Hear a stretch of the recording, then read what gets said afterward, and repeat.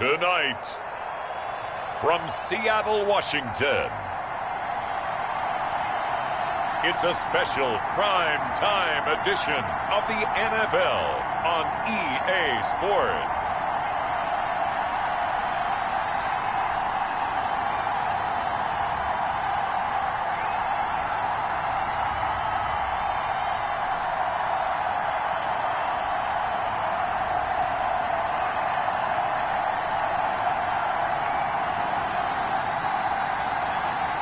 It's the Seattle Seahawks taking on the Atlanta Falcons. It is a sound like no other when they raise that 12th man flag here in Seattle. We just heard it, and that means it's time for football at CenturyLink Field. The scene a few moments ago, here it is. It's unlike any other in sport as both teams made their way out of the tunnel. These folks are fired up as their guys are ready to do battle between the Atlanta Falcons and the Seattle Seahawks.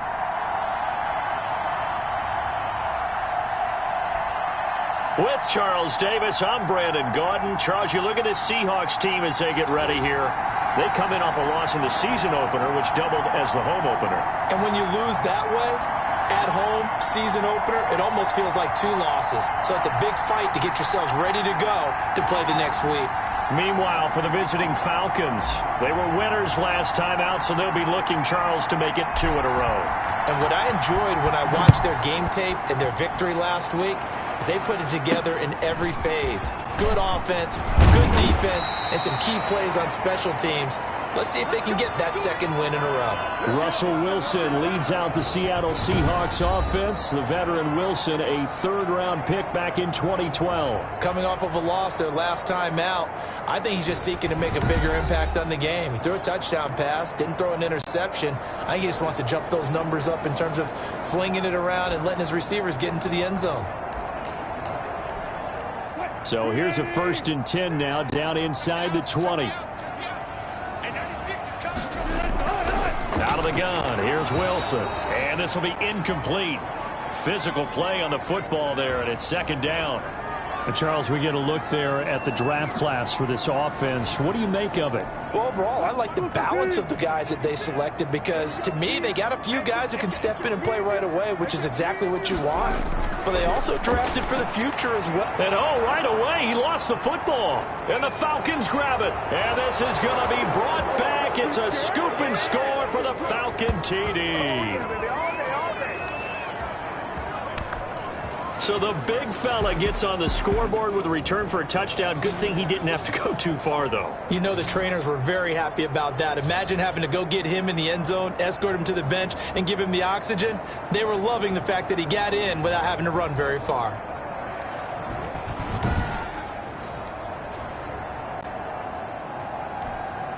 Out comes the kicking team here for the extra point.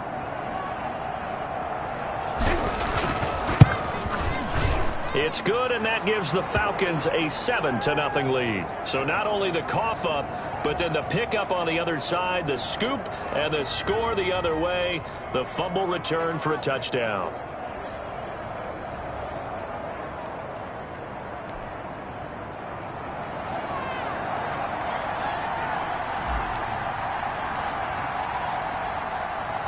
And you can bet they're preaching 2 hands on the ball here as the kick's away following that fumble return. This is DJ Reed returning. And some good special teams coverage as they bring him down just outside of the 15. Seattle's offense coming back onto the field, ready for their 2nd drive. And that last possession, really a gut punch. You seemingly had it working. You were in the midst of a very strong drive. And he fires one that's intercepted. Picked off near the 29, and he's going to get this one to the 23-yard line. So here are the Falcons with great field position to start out. And they'll be led out by the guy under center, Charles, their quarterback. We talk so much about how coaches script things, especially on offense, to start a season, to start a game, whatever it is. Could they have scripted a better start in terms of playing? Offensive Player of the Week in the NFC, and his team won their season opener. Absolutely. Perfect start to the year, but all the talk was, hey, that was week 1. Now we got to move forward. Let's do it again in week 2. That's what he's told his teammates. Rolling to his right, and now he's going to use his legs.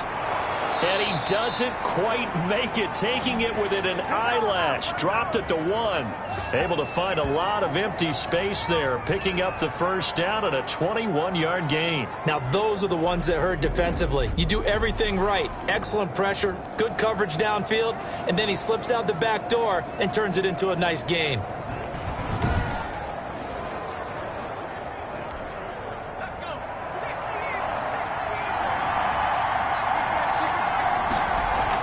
They'll try and run for it on 1st and goal. And they'll bring him down after just a short pickup. Only a yard on the pickup there. 2nd and goal.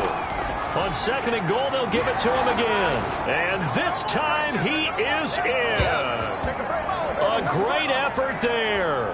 His 2nd touchdown on the season. And the Falcons will extend their lead. Good start to the season for him. He had the touchdown last week in the opener and a 2nd one in week 2 now. How about the pace he's already established, right? Not sure he can keep it up for an entire season, but don't burst the bubble because he thinks that he can. Do guys go into a season with a goal for touchdown scored or yardage? What do you think? I think every single one of the guys who's going to touch the football, they all have those types of goals. They all have those types of thoughts.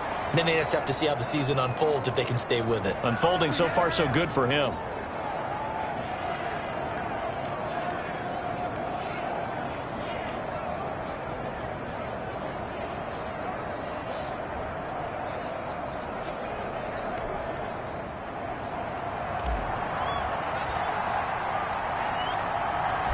Is the kickoff unit as they run up and send this one away. Here's Reed returning. And some good special teams coverage as they bring him down just outside of the 15. Russell Wilson now gears up to lead the offense again. And he'll need to find a way to shrug off the opening drive, if you can even call it a drive. 1 play and an interception, so he's got to forget that. I know that in today's football, we have a good number of coaches who don't look at time of possession the way that the old school guys did. But there's still a place for it. And I think that on this drive, after having thrown that interception, they're going to want to eat up a little bit more clock and run some offense and give their defense a little bit of a break. Now the first play of the drive there is incomplete. And there's a good opportunity to just want to ride there. A drop pass. I guess that's why they call them running backs and not catching backs. After the incomplete pass, here now is 2nd and 10. This is the Oklahoma State alum, Chris Carson. They do get a yard there, but only a yard. Leaves him with 3rd and 9 looming. Good job there keeping him to a short gain. Of course, he's coming off a really terrific performance, reigning NFC Defensive Player of the Week. And I know people get caught up in, well, if you're the reigning Defensive Player of the Week, you must have made a bunch of spectacular plays. Like you mixed in a few of those, but most of the plays are just like we saw there. Keep them to short gains, make the fundamental tackle. And he works it across the 25 before being tackled. It's a gain of 12, 1st down Seahawks. He missed on his first 3 passes, was 0 for 3. Now gets a connection. Maybe that'll get him going. Yeah, it wasn't a time for panic, but there was some concern because once you start in a certain pattern, you're wondering, can you get out of it? And that flips the other way, too, when you're throwing it really well. In this case, now he's got his first completion. They think he might be off to the races.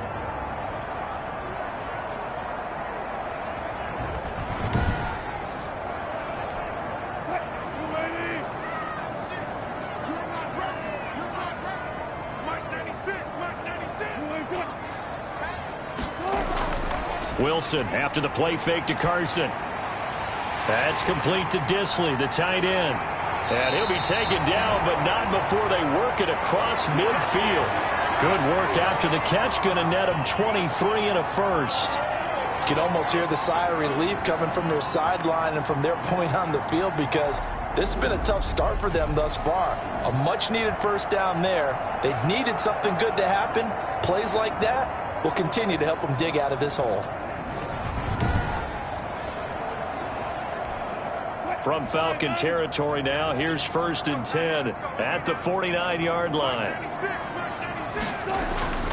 Here's Wilson. And his throw's going to be incomplete. Tyler Lockett was the target there. And it's second down. To throw again. Wilson toward the center of the field, but it's incomplete. The intended receiver was DK Metcalf, and it's third down. So many times when we talk about coverage, we're just about a defender running with a receiver, but a big part of it is understanding where the football is, finding it. In this case, when it arrived, it wasn't a surprise, and he was able to bat it away. On third down, Wilson. Forced out to his left. And he's able to take it across midfield before going out of bounds. The decision to tuck and run gets him 3, but that's not enough. Now it's fourth. Okay, he's not going to get the first down, but this is still a nice job of buying some time and then running to get to the sideline and get out of bounds and avoid the big hit.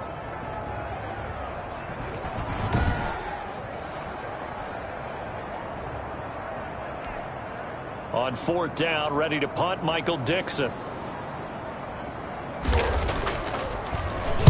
He punted 4 times in the loss last week as he gets this one away here. And this will depend on the spot as it sails out of bounds. And they'll say it sailed out at the 10-yard line. Let's go old school there. That's absolutely a great coffin corner punt. Someone's put some time in working on that, hasn't it? Seems like every year these guys get better and better. It's amazing how they can command that football through the air. Yeah, they used to actually practice with hula hoops where they place them and try and put them there. Now a lot of guys use barrels on the sidelines to try and put the football in one. On play action, they'll throw. Sliding out of the pocket. He'll run it. And he's able to get this one all the way past the 30. 23 yards on the tuck and run. So they'll come up first and 10 now from the 33. Dancing to his left. He's going to take off with it. And they're going to have this across midfield and inside the 45. Another first down there as this one goes for 25. He's going to wind up and air it out. And nearly picked off. Surprising to see a defender of his caliber let it get away. But it does get away and it's second down.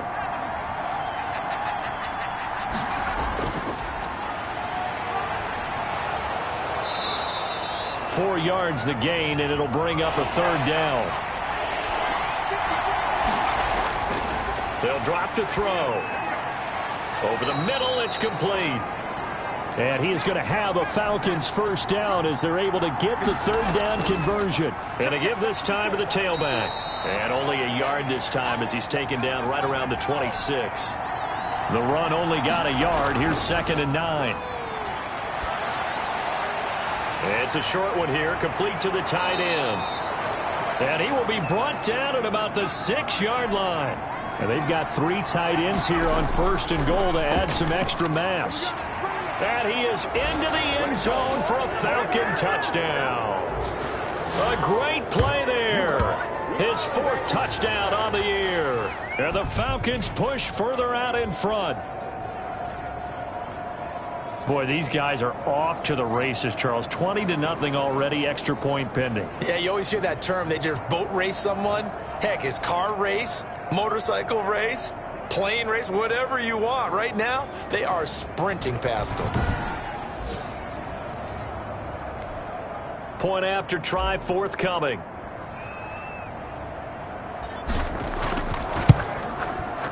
It's good, and before you know it, it's 21-0. So that drive takes him down the field in 8 plays. And it's capped off by a touchdown run of 6 yards.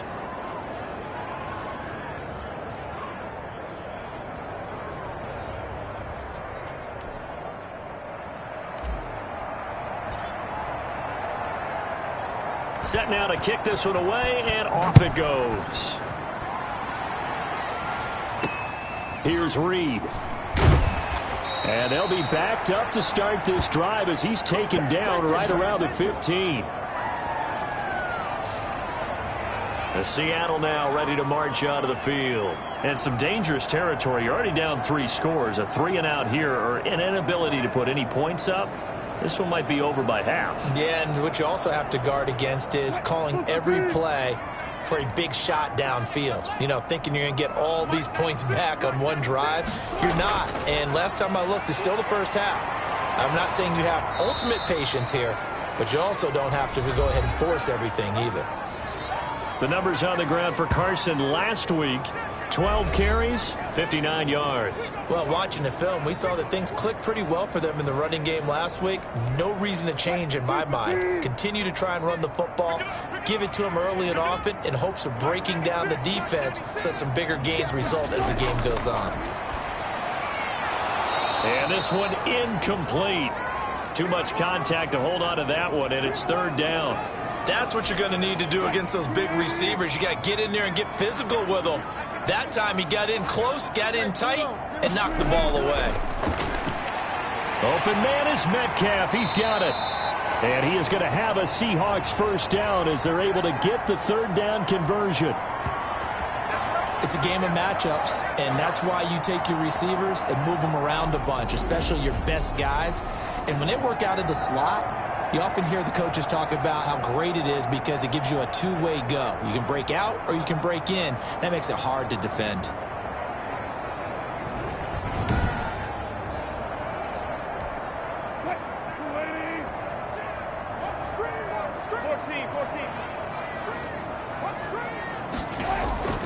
Throwing now, Wilson on first down. And that is incomplete. He couldn't hold on through the contact. Brings up second down. So now they'll come up on 2nd and 10, once again from the 28. Throwing again. Wilson over the middle, and it's incomplete. Anytime a ball's thrown in the middle of the field and it's popped up in the air, I expect someone to catch it. Doesn't matter whether it's offense or defense, because there's usually a great amount of bodies in that part of the field. In this case, no one came up with it. And a good job on the tackle there as they get him down shy of the first on the 35-yard strike. Well, we hear so often how tackling has become almost a lost art in the NFL game, but it's so important to tackle well on these receivers, especially in a play like this one. Third down, they gave him the underneath stuff. You got to go and make the tackle right away.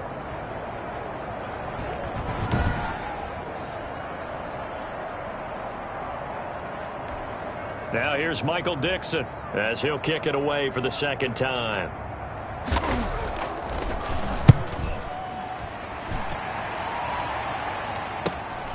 Taking it about the 16. 21 yards. Well done on the return. And the Falcons will be taking over 1st and 10. A look at the running back, the man out of the backfield as he gears up to go again. And you see his numbers from a week ago. He was up over 100 yards then, and he's already hit pay dirt here once in this one. We always talk about quarterbacks and receivers getting into rhythm, right? Really feeling good, finding each other downfield. I think running backs operate the same way. They can hit a good rhythm and a good stride, and he's carrying it over from last week. About set to begin their next drive, the Falcons offense at the line.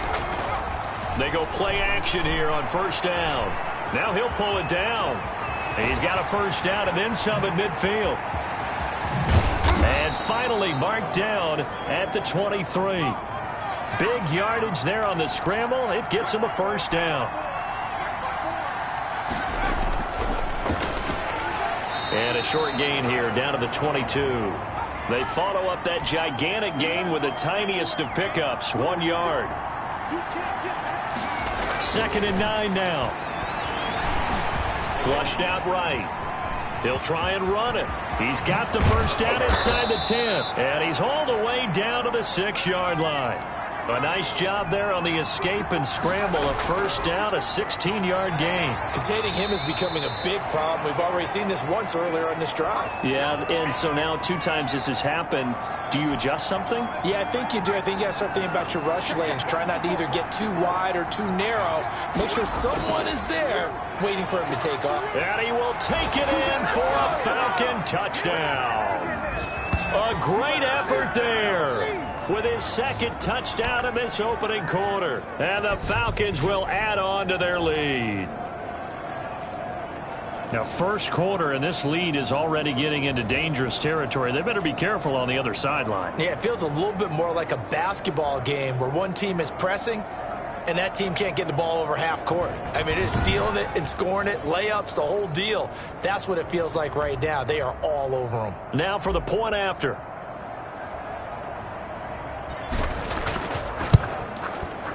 It's good, and they stretch their lead to 28-0 now. So that drive spanned 5 plays, and it's finished off with a 5-yard touchdown run.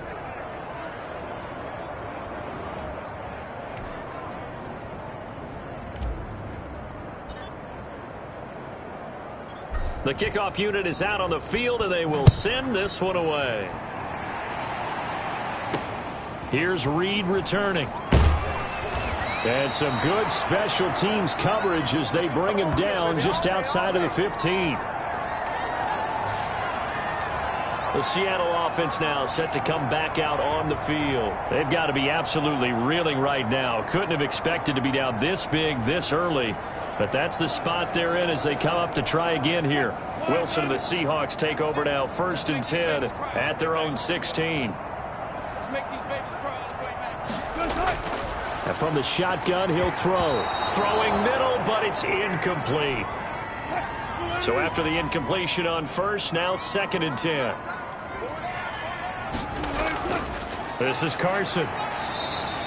They do get a couple, but they'll be left staring at a 3rd and 8 coming up.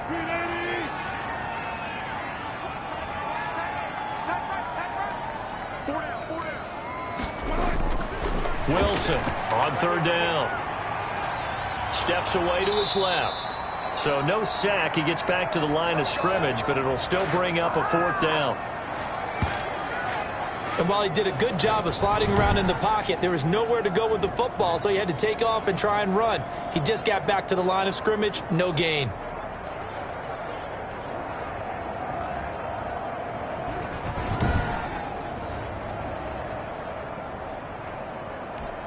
Now here's Michael Dixon, standing right on his own 5-yard line. And he's getting a workout here in this first quarter as he gets it away. And it's fielded at the 34. A nice return there of 11 to help mitigate a good punt.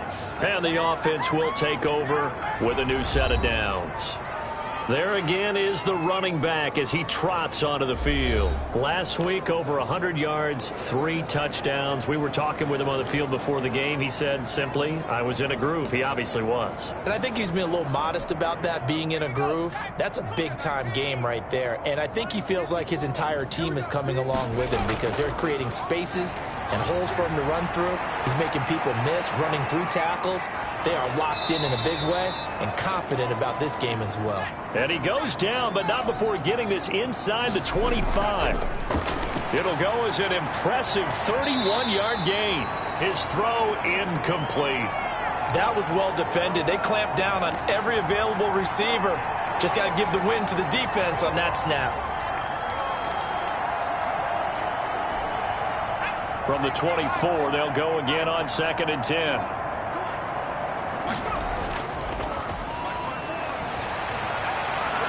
That is caught inside the 5. And they will eventually get him down, but he's inside the 5 all the way to the 3. Now a play fake here on 1st down. And he'll take it into the end zone. Touchdown, Atlanta. It's their quarterback. His 17th touchdown now on the season. And the Falcons continue to pour it on. Defensively by now, you know his ability. You know he has it in him to take off and run. Yeah, because they knew coming into this game, but we've already seen examples in this contest that he can run the football. I think they're going to examine different ways to rush him now. Are they going to do it with different lanes? Are they going to use a spy? But they have to come up with options because right now, he's hurting them. And he's been a busy man, 5 for 5 now as he knocks another one through to extend the lead. A drive there of just 4 plays. And it ends with a 3-yard scoring run.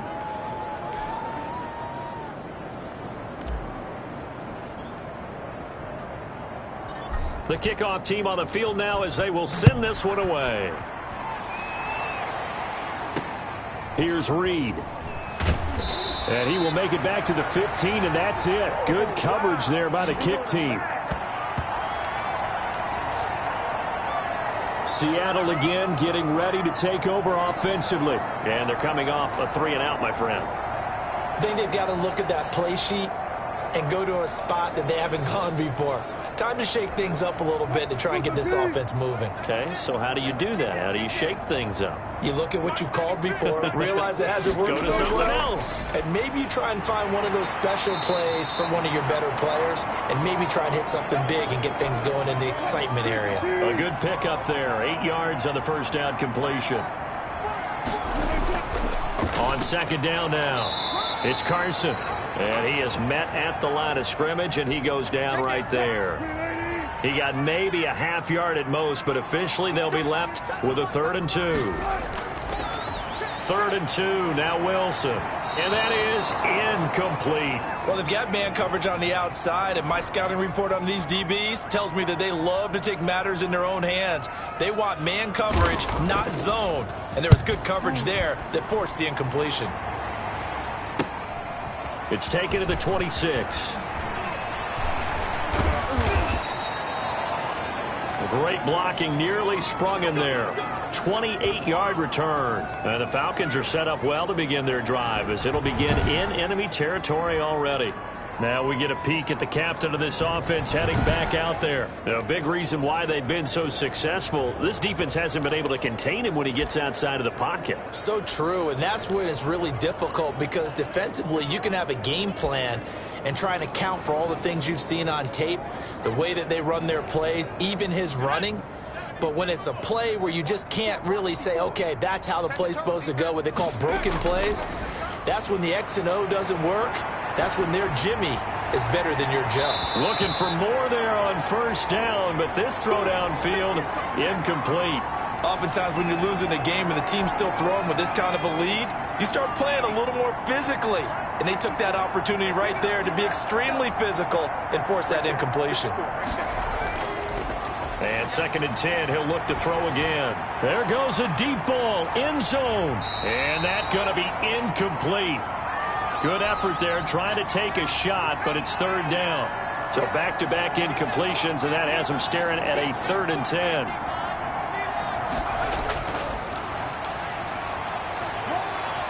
Well, this is going to depend on the spot, but it's not a very generous one. He looks to be about a yard or so short. A good effort there, 9 yards, but it's going to leave him looking at a 4th and 1.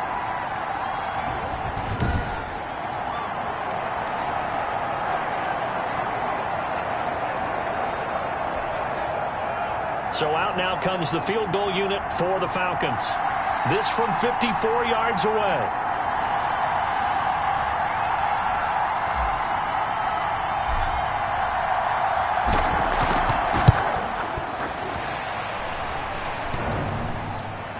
And no, it doesn't get there.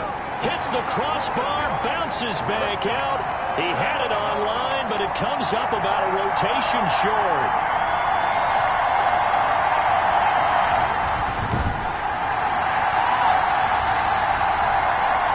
Seattle now ready to march out of the field. These guys had to punt their last possession, and that's become too familiar of a refrain. Too many of these drives just wound up going nowhere. But you know how in baseball, when the pitcher gets a base hit and he's on base, they bring his jacket out to him to keep him warm? A lot of times the punter goes to the sideline, puts on sweatpants or a wrap over his leg to keep it warm. He might need a massage from the trainer right now from all the work he's getting.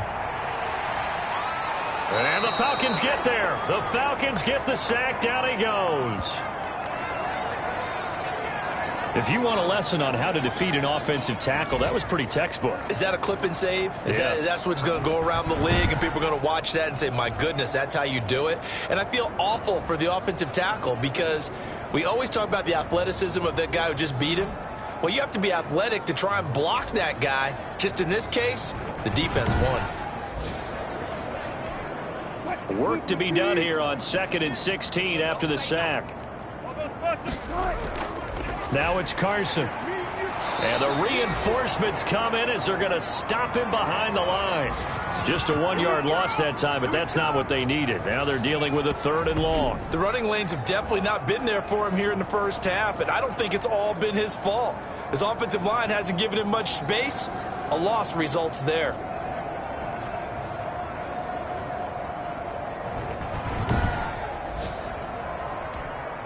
These guys have punted 4 times already, and they're staring at a 5th, barring a conversion here on 3rd down. From the gun, it's Wilson. Flush to his right, and to the 42-yard line here and brought down there. 5 yards that time out of the scramble. But now they're looking at a 4th down situation. And, partner, I would guess that in his headset he was hearing from his coach, it's 3rd down, don't take a sack. And in this case, he's able to avoid the pressure and get out of there. He doesn't get the 1st down, but he does turn a possible loss into positive yardage.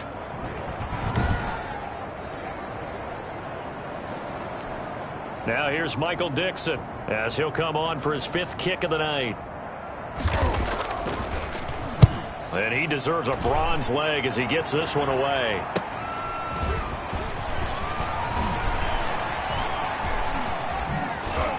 And he spins past him and into space. Oh, yeah, that's how we do it. Touchdown, Falcons.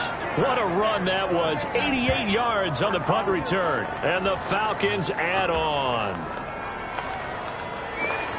Well, it certainly feels like that kind of game, doesn't it? No matter what they do, it's going to work. That might be the absolute crusher right there. A punt return for a touchdown. Feels like there's been a lot of crushers in this game. This lead just gets bigger.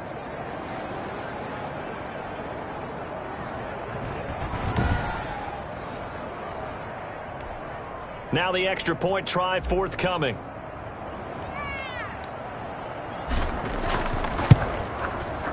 And the route is on here in this first half. Well, we know he has home run hitting ability in the punt return department, and he showcases it there all the way back for 6.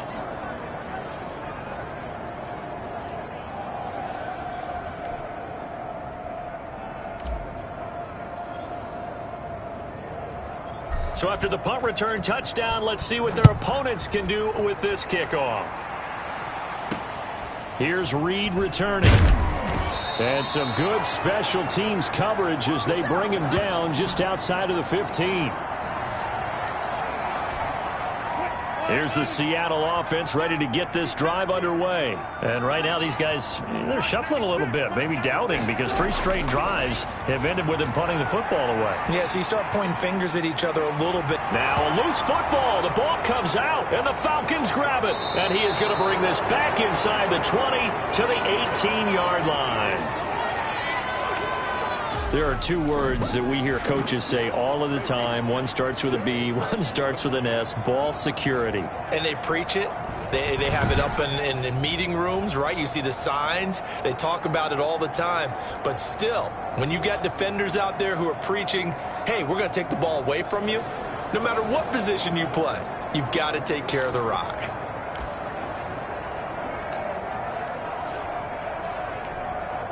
So from inside the 20, here's 1st and 10 at the 18. Now a first carry for their fullback. And he is into the end zone for a Falcon touchdown. It's the fullback. His 4th touchdown on the year. And this offense is running away with this one. And when they called that play, I'm not sure they expected it to go all the way to the end zone. Nice little reward, though. Without a doubt, and sometimes I think the offensive line gets a little bit more inspiration when they know that guy's going to get the ball because he doesn't touch it very often. They want to reward him for all that good blocking he does as well.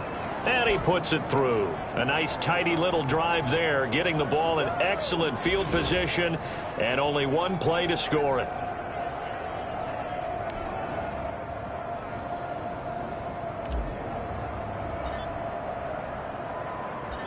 Out is the kickoff unit as they run up and send this one away.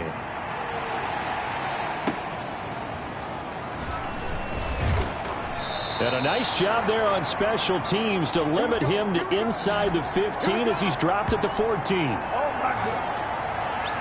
The Seahawks take back over. And last time, not only the turnover, but that turned into 6 points. They got to make up for that here.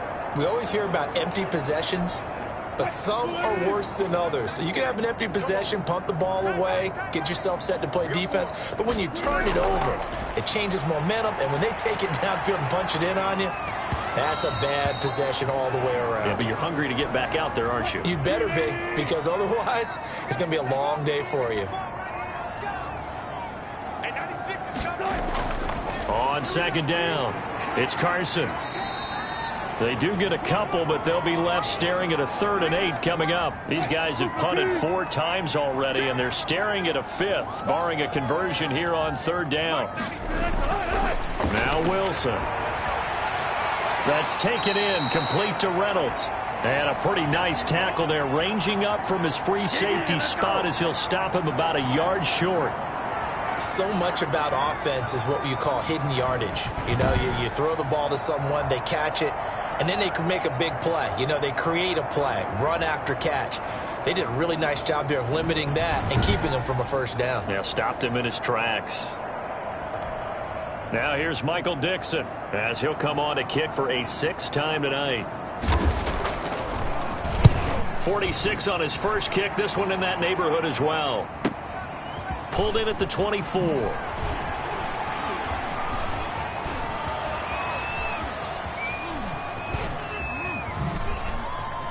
And the Atlanta Falcons are in for the touchdown. That's the 2nd touchdown return of the game. And yes, we're only in the 1st quarter. How about that for a start? So he's on pace for 8. You think he gets there? I don't see how. But right now, he's got to like what he's getting done. Yeah, he likes it. His team loving it.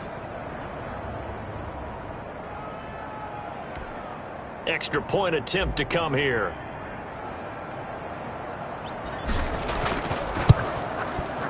And the route is on here in this 1st half. Well, it's no secret.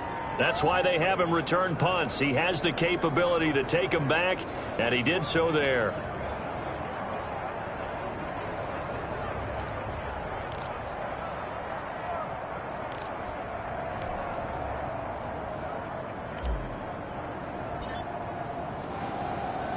So after surrendering the punt return for a score, let's see what they can do in turn on this kickoff.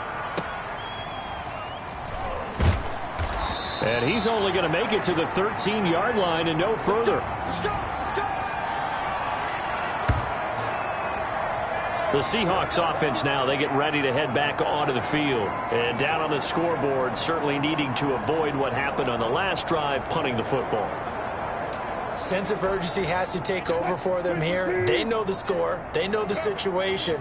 And by the way, the punter no longer exists for their offense. That's how they have to treat this drive. They need points. Big time. And he'll lose yardage here. Back at the 11, he goes down. 2 yards the loss, 2nd and 12. Part of their struggles last week was getting these negative plays on 1st and 2nd down. That's something they have to be wary of as this game continues.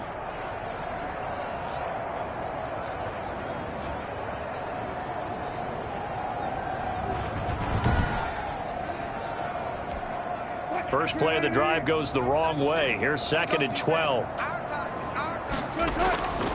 From the shotgun, Wilson.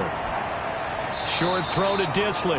No gain that time on the completion, and it'll be 3rd down. These guys have punted 4 times already, and they're staring at a 5th, barring a conversion here on 3rd down. Well, the stats that matter on this play don't help a team very much unless, of course, you're playing defense. If you're getting points per reception, you got a reception, but yeah, no yardage. Great job by the defense, though. They read through that one. They read through it, gave up no yardage, and people got credit for tackle. And he goes down. It's a sack. They get him back at his own 3-yard line. That's a pretty darn good start to his season, huh? A sack in the opener, adds a 2nd one here. That tells you about his offseason. He came in determined to have a big year, and it's paying off.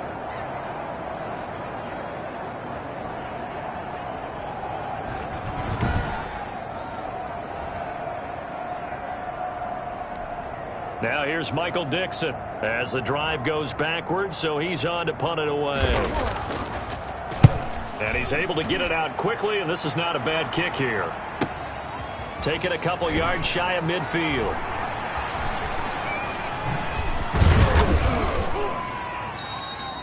So dangerous with a football in his hands. Call that a return of 38. And this offense is going to be set up with a 1st and 10 inside the 15.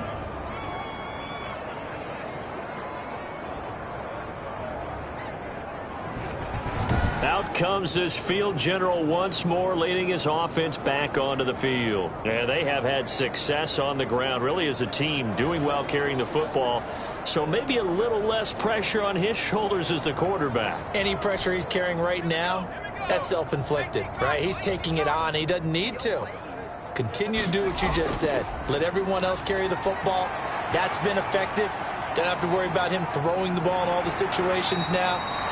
That's got to be a good feeling if he just relaxes and lets it keep coming to him. Yeah, and relax and enjoy the second quarter lead right now. And strong running there as he's inside the 10 and down to the 8-yard line. Call it a gain of 5 that time, and they'll be left with a 3rd and about 4. That's a really nice job by them picking up the run. And it'll be intercepted. Picked off by Quandre Diggs. And a big turnover there as his guys will get the football back.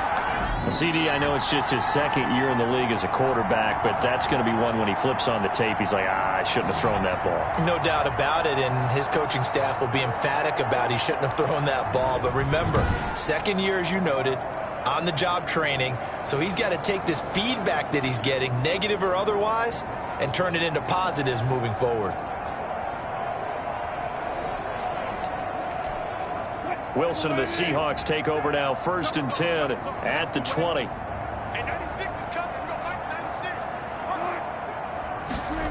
A little jet sweep to start the drive. Credit him with a 1-yard gain there to make it 2nd and 9.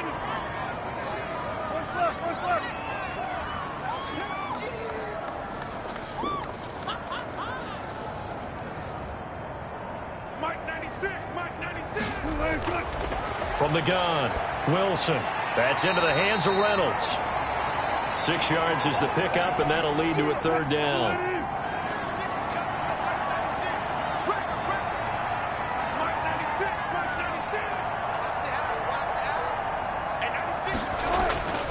Operating from the gun, Wilson. And it's a quick slant to Lockett. Wilson to Lockett there for the Seahawk 1st down. This has to go down as one of the simpler routes in the play book, but oh so effective. Nice completion there. Keeps the sticks moving. They'll run on 1st down. Carson, and he still has yet to get on track in this first half as they're going to stop him behind the line. They'll wind up losing 3 yards here.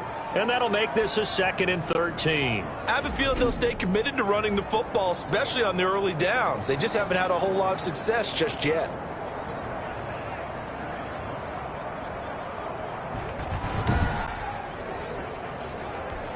Hey, 13 yards remaining on 2nd down.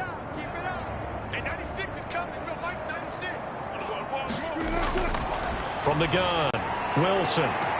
Looking left sideline, but it's incomplete. Will Dissly, the intended receiver. But now it'll be 3rd down. Boy, the numbers throwing the football just not trending in the right direction. Last week he was under 50%. He's under 50% again here. And we haven't gotten an announcement, but it appears to me that he might be a little dinged up and is just trying to play through. You know, he's one of those tough guys that wants to answer the bell each and every play for his team. That might be throwing off his accuracy.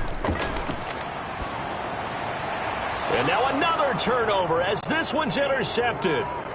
He's picked off at his own 46. And a super return as he gets us all the way down inside the 25-yard line. He's at it again, Charles. He had the pick 6 last week. Not a pick 6 here, but an interception. It's another Oski, because that's the word we use when we intercept a pass. Oski tells your team to rally around and block for you. So that worked really well last week because he made it all the way to the end zone. This week he got the Oski, maybe not a touchdown, but boy, he's playing really well. The play action fake. They'll look to throw. Buying time to his left. And they are able to stop him, but he does take it all the way to the 2. No one there to help out downfield, but no problem. Scrambling for 22 and a 1st. On that. And he'll take it into the end zone. Touchdown, Atlanta. It's their quarterback. His 2nd TD of the game and 18th of the year. As his guys continue to put this one out of reach. And always a good first half when you can hit pay dirt twice. And it never hurts to have that good feeling as the game moves on. Just think about halftime. If that's all he gets, he'll just sit there at the half and think, all right, 2 already. I can get some more. And it'll be encouraging his offensive line to create some space. The Falcons are going to leave the offense out there. They'll go for 2. They'll try and throw for it. And this is going to be caught. Well, not sure about the need to go for 2, but they get it and extend this lead out even further.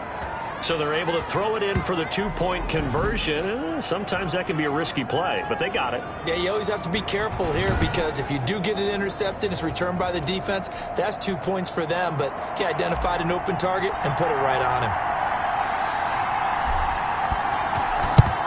And the Seahawks, looks like they've recovered. They have.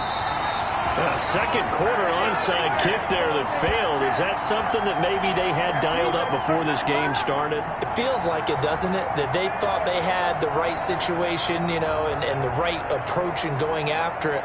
Also may signal that they feel like they have the superior team, that they can try these sorts of things and it won't come back and hurt them later.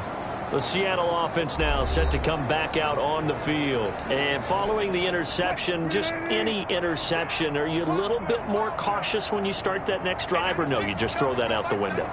I think you are. I don't think that there's any way you can run back out there and go, totally didn't affect me. Let's just go ahead and be loose with the football again. You're going to take care of it, but you have to be careful about being too cautious because now you can't run any offense at all. Still want to attack. We'll see how they attack them here. From the 40 now on second down. Wilson. And they have possession, and they have it at the 38-yard line. It's just been one mistake after another on the offensive side of the ball. That's now 3 interceptions to go along with 2 fumbles for them. And if you're going to turn the ball over 5 times in a game, your chances to win have to be about 100-1. And it's not looking good for them here. They're coming out with a jumbo package to start the drive. Off the play fake, he'll look to throw. Being chased out left. Whoosh.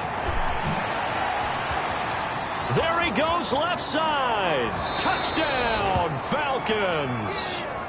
How about that? Their quarterback. His second touchdown on the season as his guys continue to pour it on. The Falcons are going to leave the offense out there. They'll go for 2. They'll try and run it here. And they are just not going to let up as he is into the end zone here for 2 more. Only had a couple of yards to gain there on the 2-point conversion, and they were able to do it. And how many teams shy away from running the football in the 2-point conversion? They treat 2 yards as if it were 20. If you're a good team running the ball, go to your strength. Go ahead and push it into the end zone. Yeah, they did. It worked. And the Seahawks, looks like they've recovered. They have. And that's why you had your hands team out there on the field. Those are the best guys ready to make that play. And let's face it, it was executed well. It wasn't a bad kick. It wasn't anything like that. Just that the normal outcome actually came to play. Analytics will tell you it's a very low possibility of getting the ball for the team kicking it in an onside kick situation. You're all about the numbers, aren't you? All about the numbers, baby. It's a new game now. They don't lie. Incomplete, but a penalty flag is down in the backfield. Let's get the call. Oh, you serious? Well, they've already allowed 3 sacks in this first half. Now a holding penalty. So I think drastic measures had to be taken, right? The regular way was not working. He was getting hit almost every snap, it felt like. They had to try and keep him upright. A quick target here, complete to Metcalf. It's a gain of 9 yards, and it'll be 2nd and 11.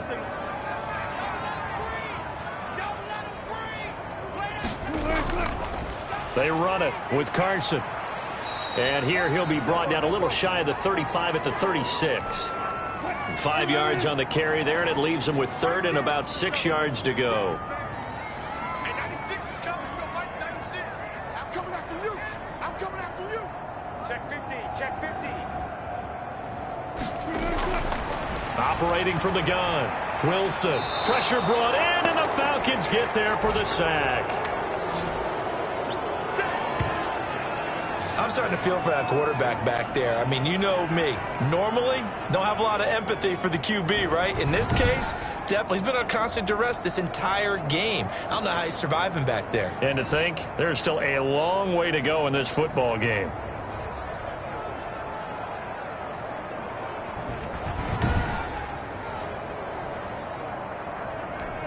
Now here's Michael Dixon as he's on to punt for Seattle.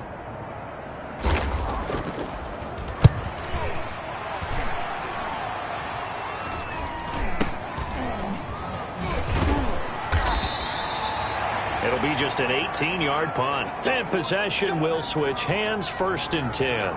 Here he is, the man taking the snaps under center, heading out for the next possession. I'm sure he wanted to have a huge game, wants to have a huge game as the quarterback, but really on the ground, they've been very, very hard to stop. Maybe you just keep going to that well.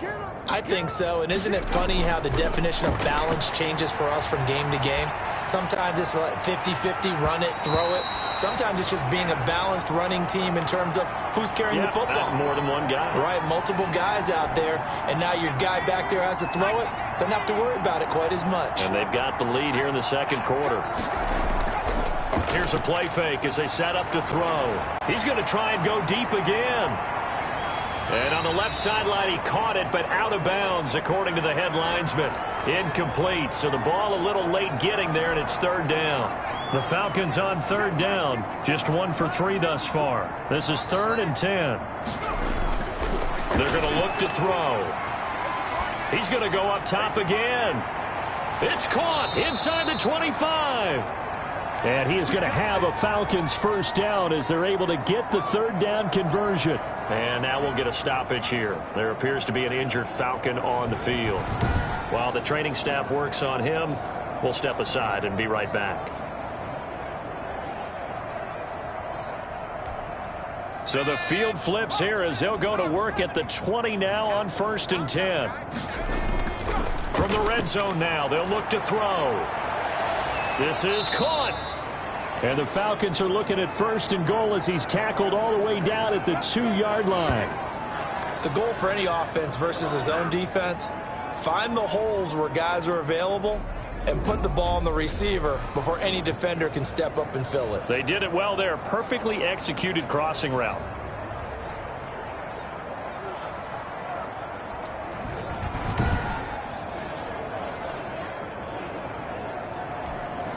It looks like a jumbo set with 3 tight ends here for 1st and goal.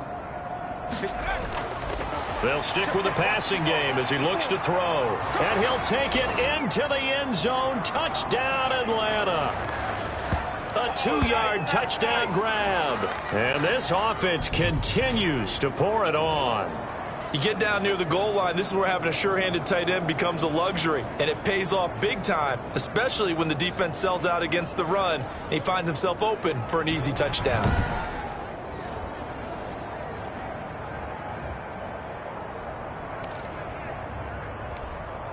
The Falcons are going to leave the offense out there. They'll go for 2. They're going to try and run. And, boy, talk about adding insult to injury. He's into the end zone to tack on 2 more. So they kept it on the ground, got it into the end zone. But, Charles, sometimes you probably see teams treat a 2-point conversion differently than if it was 1st and goal from the 2, or I should say 3rd and goal from the 2. I agree with you totally on that. A lot of teams treat it as if they have farther to go and shy away from running the football. I think this is a great spot to do it because most teams play you for the pass. Go ahead and run and let your linemen surge and fire out. The risk-reward of the onside kick. When you don't get it, the risk comes out to play, and here they gave up great field position. And that's the key to everything because you're trying your best to press advantages when you have them, and field position leads you to that type of play calling. And whether you want to blitz or whether you want to throw the ball deep, those types of things, now they've given up that type of field position, the advantage is switched to their opponent. This defense has really flown around in the first half. They've gotten to the ball carrier before they can really get started. Offense going to have to come up with something else in order to try and get this running game going.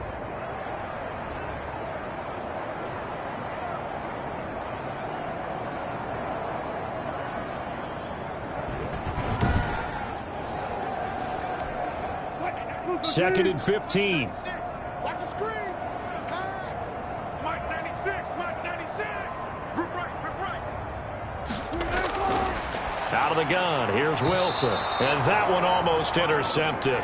Far too loose with the football here. Nearly a 4th pick. And it's 3rd down. From the gun, Wilson.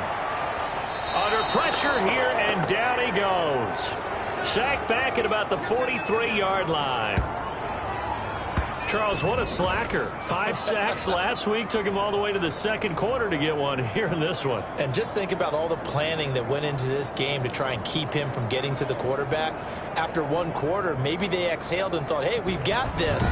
Oh, no, you don't. You got to come up with another plan, more looks, maybe even more bodies to keep him out of the backfield. Now here's Michael Dixon as he's on to punt for Seattle.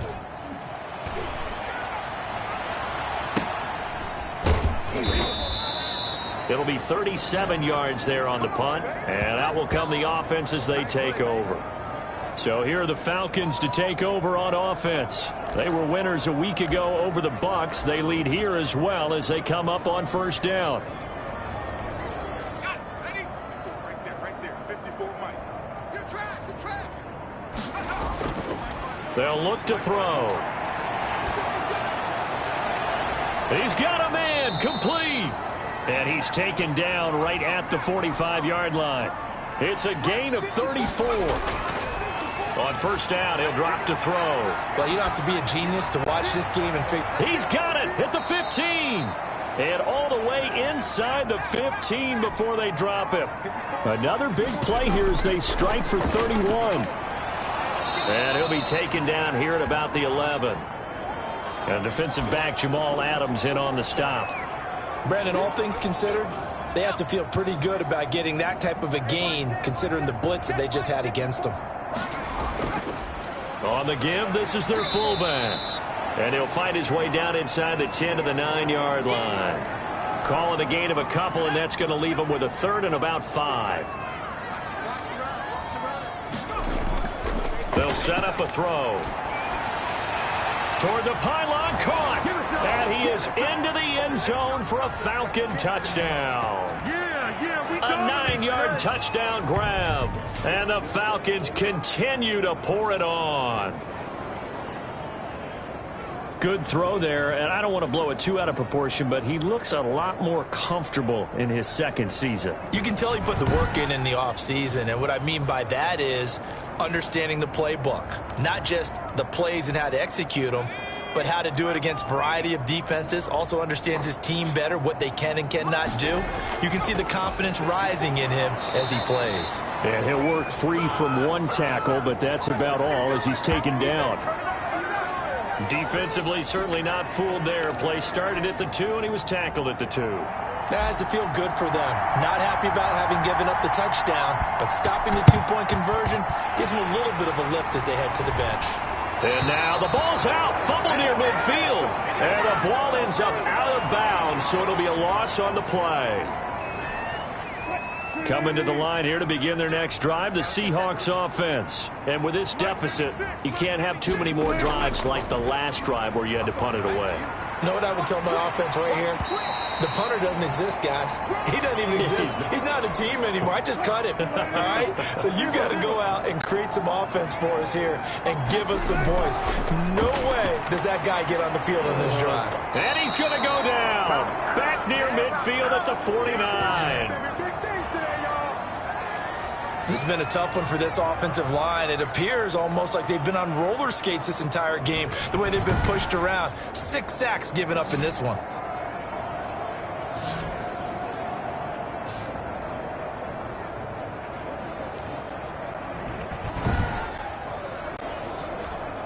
These guys have punted 4 times already, and they're staring at a 5th, barring a conversion here on 3rd down. Switch up. Operating from the gun, Wilson. He's got the first down and more inside the 40. And finally marked down at the 23.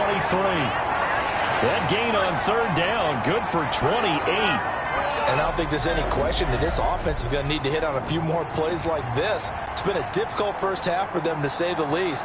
And I do believe if they want to get back in this game, they need to start right now. It's kind of like making adjustments. If you try and wait until the half, it's probably too late. They need to get going right here. This offense finding its legs now. Here's another 1st and 10. Here's Carson. He'll get a nice chunk there on the first down run, and it's 2nd and 4.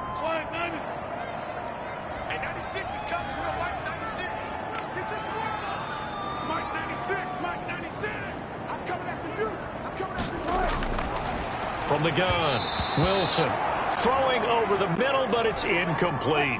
Metcalf once again the target, and it's third down.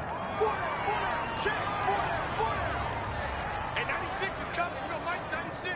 Watch the curve. Operating from the gun, Wilson, and that is incomplete. Oh, he had a defender right there with him to force that to the ground.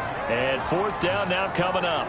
When you run in the slant, timing is everything, and against that man coverage, there was no space available, and incompletion as a result.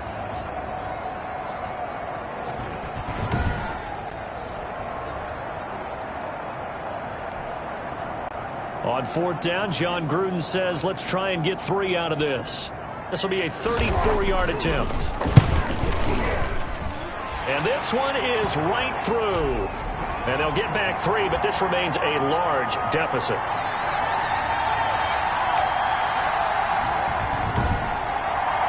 So the drive stalls out inside the 15-yard line, but they do get 3. And I've talked with enough players nowadays that when they have these types of kicks, that no one says to their guy, hey, that's just like making an extra point, piece of cake. Because the extra point is not a piece of cake anymore. But kicking a field goal from that distance, just give him confidence and let him knock it through. Here again comes the captain of this offense, leading his crew back out there now. He's played a pretty clean first half, a touchdown, no interceptions. Frankly, that's what they expect out of him. They want to see the ball thrown and thrown well, and he's able to do that and put it in the end zone. They'd love to see more of that before this game finishes. But right now, he's got his team in a good spot. A good spot, maybe looking for touchdown pass number 2 here in the second quarter. Hey, defense, let's go. Found a little room there as he's up to about the 37. 5 yards on the carry. Good pickup on first down. Breaks the tackle. Now an alley. He's at the 30. 10. Touchdown, Falcons. A big play there. His 4th touchdown on the year. And the Falcons add on. I know I should keep the focus and the spotlight on the hero that just scored, but tackling's been an issue for this defense all game long. I can't set that aside. We just saw it again here. Missed tackles leads to his long touchdown run.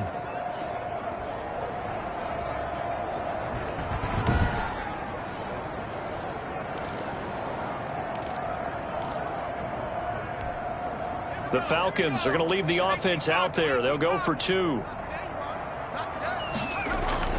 They're going to keep it on the ground. And the second wave of tacklers is going to get him as they stop him behind the line.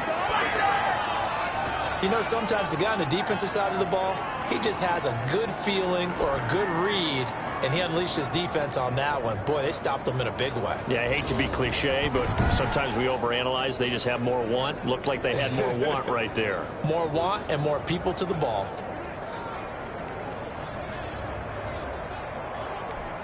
Boy, I guess they're going to keep trying to put the pedal to the metal here. They're going to try an onside kick. And the Seahawks looks like they've recovered. They have.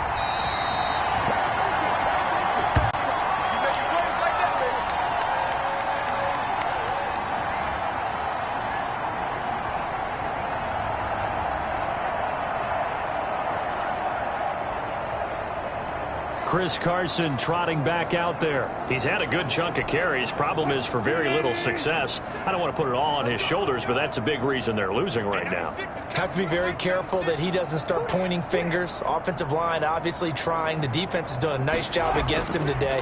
When it's all said and done. Under pressure, and he will go down. Sacked back at the 46. Offensively, they're going to have to figure this out before next week. 7 sacks in one game. Yeah, that's more than any quarterback should have to bear. And if this continues on, there will be another quarterback in the game because no one can stand up to this week after week. Pass protection has been a problem all night long as they come up facing second and a bundle.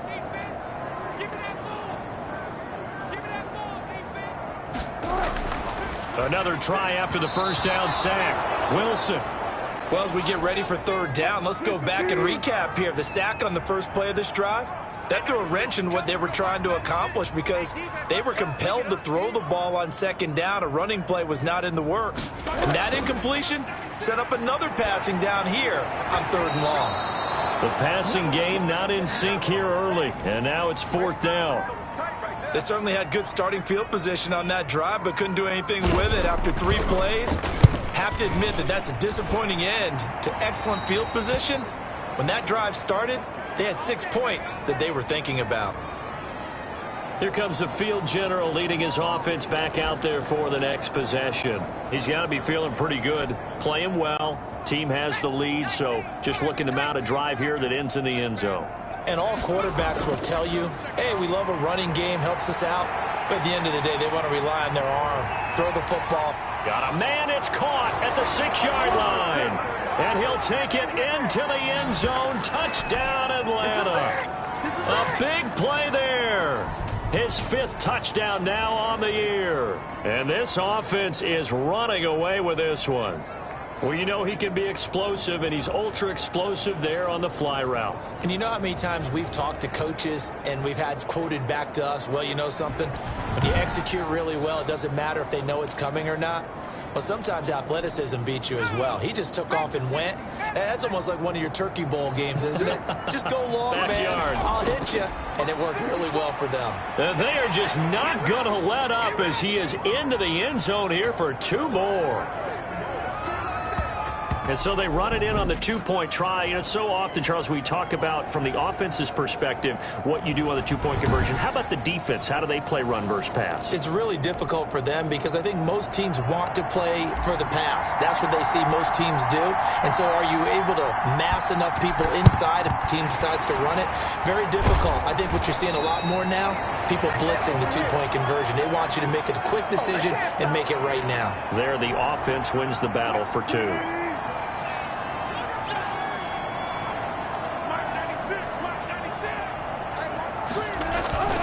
On 1st down, it's Carson, and he's going to get stopped up quickly.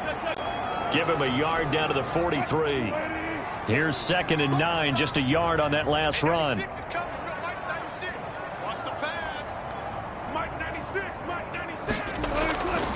From the gun, Wilson.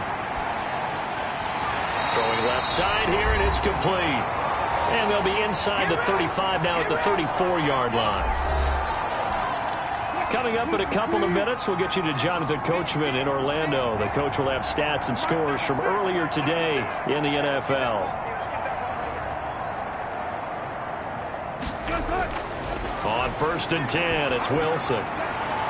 And that's going to be incomplete. Too tough to hold on to that one. It's 2nd down. From the 34, they'll come to the line on 2nd and 10.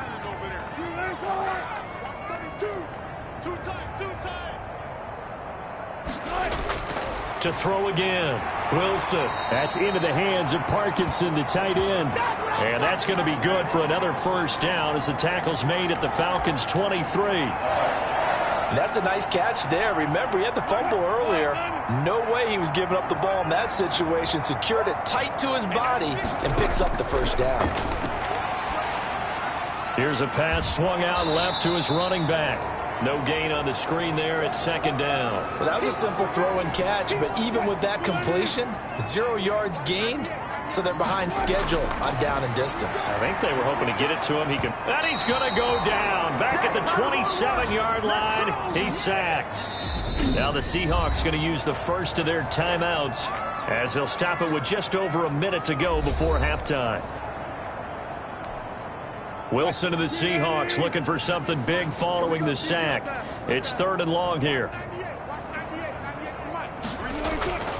Operating from the gun, Wilson. Forced out to his left. And he'll be a little shy of the 25 here at the 26-yard line. Only able to get back a yard for his efforts, and that leads us to 4th down. And for the 2nd time tonight, this field goal unit comes out here. He hit his first. Now this from 43. Oh, they get to the football. It's blocked.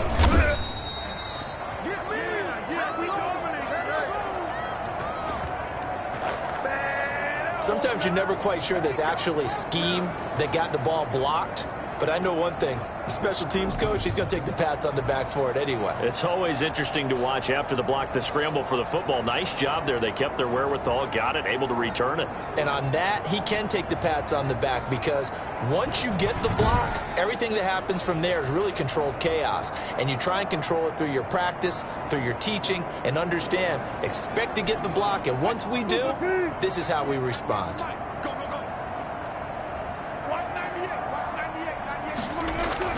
They'll throw on first down with Wilson. And they're going to get him. He's sacked back around the 28. Now a timeout taken. Perhaps a chance for one more quick play and then another timeout if they hurry. We'll see. Pass protection has been a problem all night long as they come up facing second and a bundle. Oh, the pressure too great, and he goes down once more. And with just 4 seconds left in this first half, a timeout call. So with 4 seconds to go in the half, here's the field goal unit onto the field. This from 54 yards away. And this won't get there, won't be on line either. It's no good, off to the right. So we have reached halftime now with the visiting Falcons out on top as we send you cross-country to Orlando. Jonathan Coachman is there and has our EA Sports Halftime Report. Okay, Brandon, thanks very much. Welcome in, everyone, to our EA Sports Halftime Report. Let's get you caught up on what's going on around the NFL.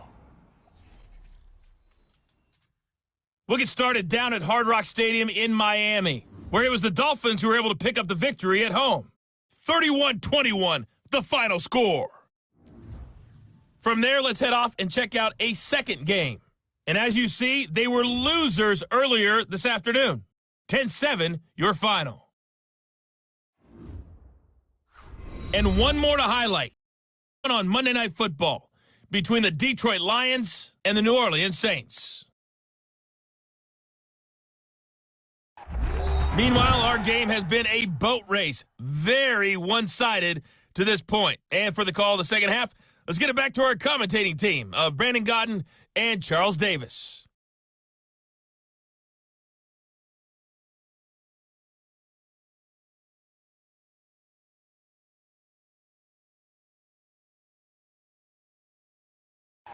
All right, Coach, thank you, and we welcome everyone back for quarter number 3.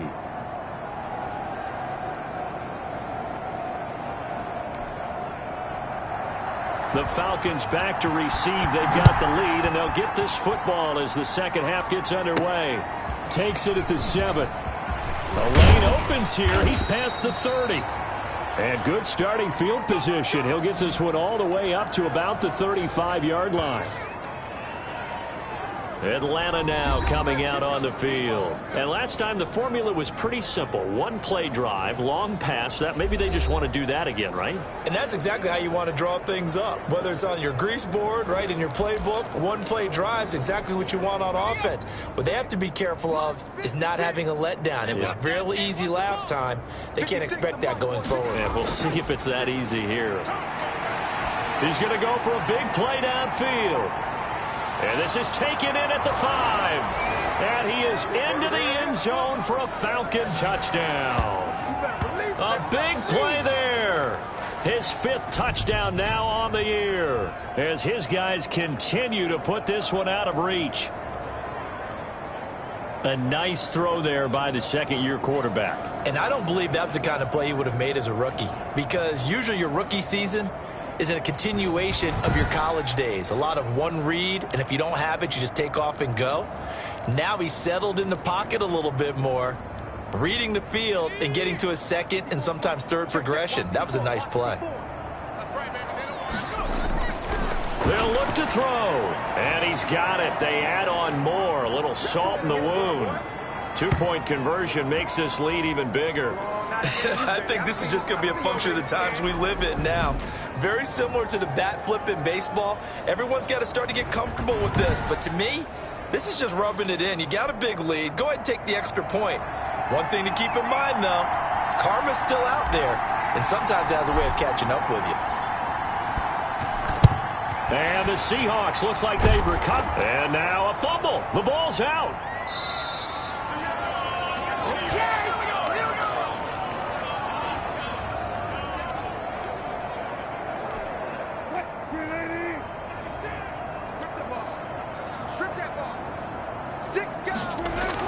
Now Wilson on first down. Not much there, only a yard. I think it's okay there. They didn't get a whole lot on that play, but it's nice to have a safety valve that's built like this guy. Big target, guy you can spot pretty easily. Put it on him when your other targets aren't open. Throwing again on second down. Wilson, and he takes a shot on the release as this will be incomplete. Chris Carson, the intended receiver, and now it's third down. Here's Wilson. And the Falcons get there. The Falcons get the sack. Down he goes. The amount of sacks that they've absorbed in this game is absolutely extraordinary. Let's just face it. This offensive line, flat out, cannot handle this pass rush. It's been demonstrated time and time again.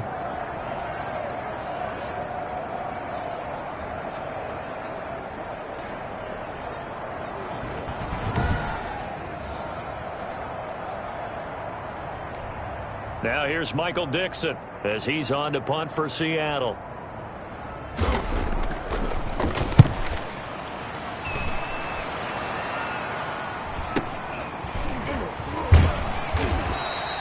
Well, pretty woeful there. Just 23 yards on the punt.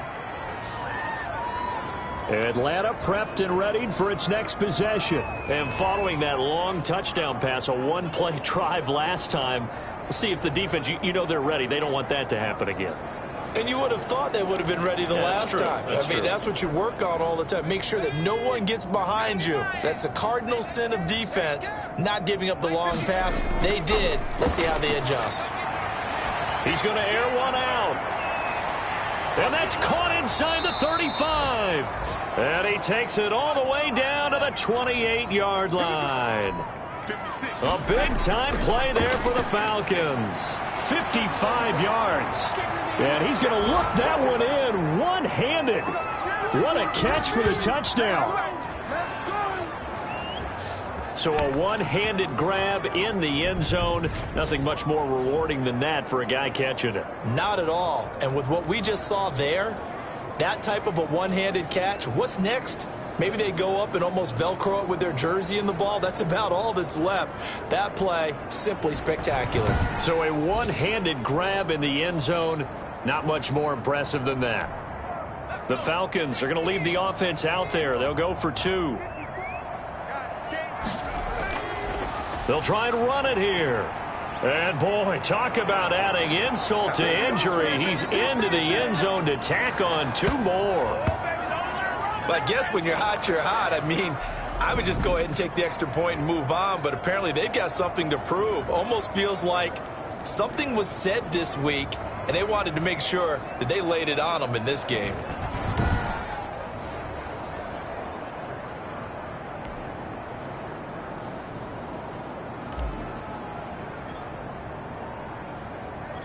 Set now to kick this one away, and off it goes. That's fielded on the back line of the end zone. Let's go! Let's go! Let's go! Seattle again getting ready to take over offensively. They have been struggling. I would imagine at halftime they went through some possible changes. Well, those changes aren't working, so now where do you go?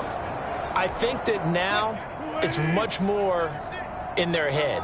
And what I mean by that is just what you said. You've gone over the changes. I bet they were pretty clinical at the half, not too emotional. They might need to go to the emotional side because you've got to find something, some spark somewhere. And so far, just being calm hasn't exactly worked. They need any spark at this point. Well, offensively, that's the mismatch that you want. You want to force a linebacker to try and cover your back out of the backfield, out in some open space. But linebackers nowadays, they run like backs, and they take a lot of pride in covering. What a nice play he made there in the open field. Pressure comes, and Wilson's going to go down. So one quick, easy analysis about why they've struggled so far. They keep putting themselves in third and long situations. They just took another sack right there. And the offensive film session tomorrow may be a little longer than it normally is.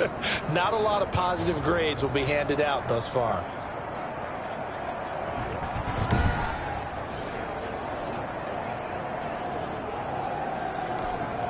Wilson of the Seahawks looking for something big following the sack. It's 3rd and long here. From the gun, Wilson. That's complete into the hands of Carson. And he'll lose yardage here. Back to the 15. They'll wind up losing 4 yards on the play. And it'll be 4th down. I don't know how well our microphones are picking it up for those of you at home, but Charles, you and I can hear it. A lot of groans right now coming from this crowd. I don't know if we're picking up what's happening in the stadium or from the people who are supporting this team at home, because it's coming through loud and clear to you and me. This offense, they've been stuck in neutral much of the game. And on that last play, they actually went in reverse. I think this crowd would have liked neutral, don't you? Yeah, neutral would have strongly been preferred. They'll take anything positive at this point. A terrific return, 30 yards all in all. And this offense, they're going to have excellent field position. They take over with a 1st and 10 on the short side of the field.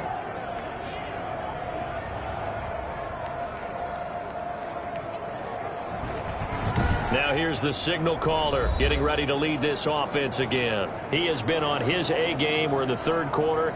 He's already in search of touchdown pass number 5. He's played so well that it's hard for me to take my eyes off of him, even when he's not on the field. I keep finding my eyes finding him on the bench in between series, wondering what he's going to do next. This has been a blast to watch him play the position. He's been spectacular with those 4 touchdown passes. That is caught inside the 5. And they do get him down, but not before he's able to slip it inside the 5-yard line. They go play action here on 1st down. And that's going to be knocked away in the end zone. It's incomplete. Quarterbacks work all the time on manipulating a defense with their eyes and their head movement. In this case, he just stared the receiver down. That allowed for excellent coverage, able to knock that one away. And that is caught. Touchdown, Falcons. From 4 yards out as his guys continue to pour it on. In order to lead in a game, you're going to get plenty of contributors, but that's his 2nd touchdown catch of this game. He's one of the key guys in this one. And you better believe he'll be looking for the hat trick here as this one continues to go.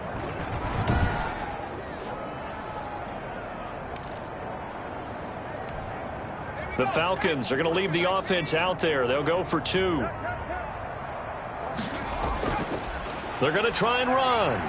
And they will stop him after a fairly minimal pickup. And he will not make it to the goal line as this try for 2 is going to come up empty. But that's little consolation to this defense as they have been porous all game long. Takes this about 5 yards deep. And this will come out to the 25 as Reed opts for the touchback. Here come the Seahawks now, set to take over on offense. They are right now just ice cold. I mean, they have struggled big time in this game, and they're getting blown out. How do they adjust?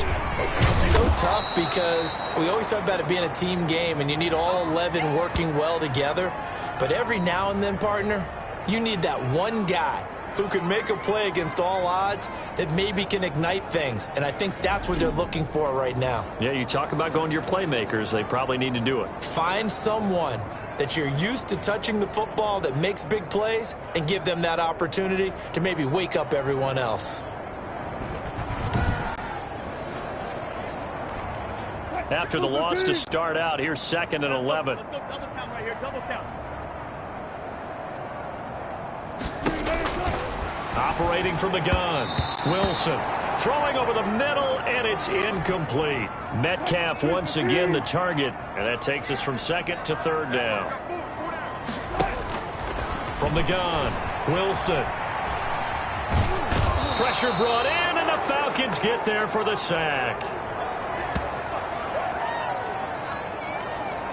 One thing that I liked about this guy during the draft process was his motor. Of course, I loved his skills, but he plays hard on every down. And that motor on full display there as he gets his first NFL sack.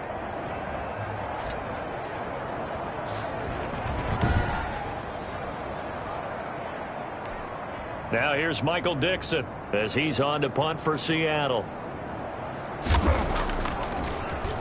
His first punt, 45 yards. This looks good as well. And he fields it cleanly.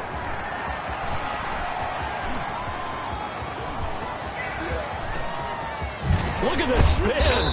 Balance. He had his sights on the end zone, no doubt, but is brought down after a huge return there. And his guys are going to have a 1st and goal down at the 3-yard line.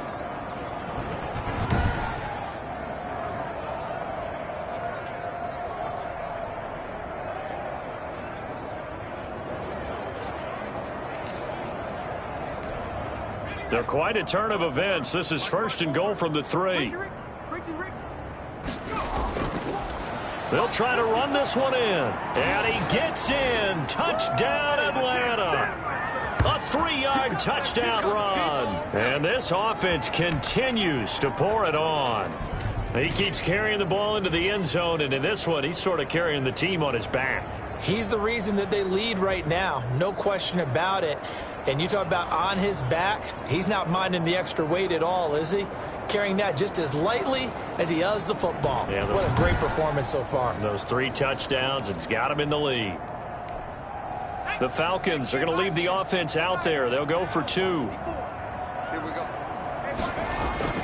They're going to keep it on the ground. And he got it on the touchdown run, but he won't get in here. He'll be stopped short, and they'll come up empty on the try for 2. I know we could sit up here and dance around it a little bit, but going for 2 in this situation, somebody doesn't like someone else. There's no doubt in my mind. Well, what they couldn't see is you lean back in your chair and you went, yeah, that's not a good decision. They didn't get it, though.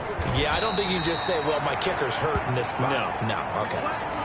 In this position, trying to get back into the game, teams are looking for a spark from their special teams. That's not what they got, though. They got a setback, and they have a long field to cover if they want to try and put points on the board. On 1st down, Wilson. And this will be incomplete. Physical play on the football there, and it's 2nd down. An incomplete pass on 1st down. That leads to a 2nd and 10. Throwing again. Wilson. And that is incomplete. A lot of force bearing down on him there. He could not hang on. It's 3rd down. These guys have punted 4 times already, and they're staring at a 5th, barring a conversion here on 3rd down. And he's going to be taken down, sacked back at the 2. It's been a tough one all game long for this offensive line. They're already down big, and now you know they're just going to come after the quarterback in a big way, don't you? Yeah, they just can't get out of their own way right now. It's created an avalanche, and an avalanche is coming right on top of them.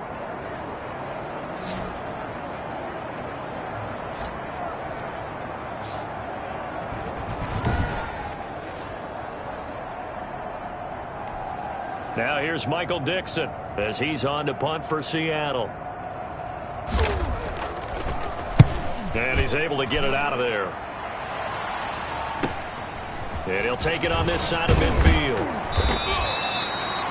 Nice work on the return as he gets about 15 yards back. And the Falcons will be taking over 1st and 10. Now out comes their leader and the captain of this offense back onto the field. And nobody in the stadium feels better than he does right now. Just a slew of touchdown passes. He's been spectacular. And you and I both know this is a team game, one of the best team games that's out there.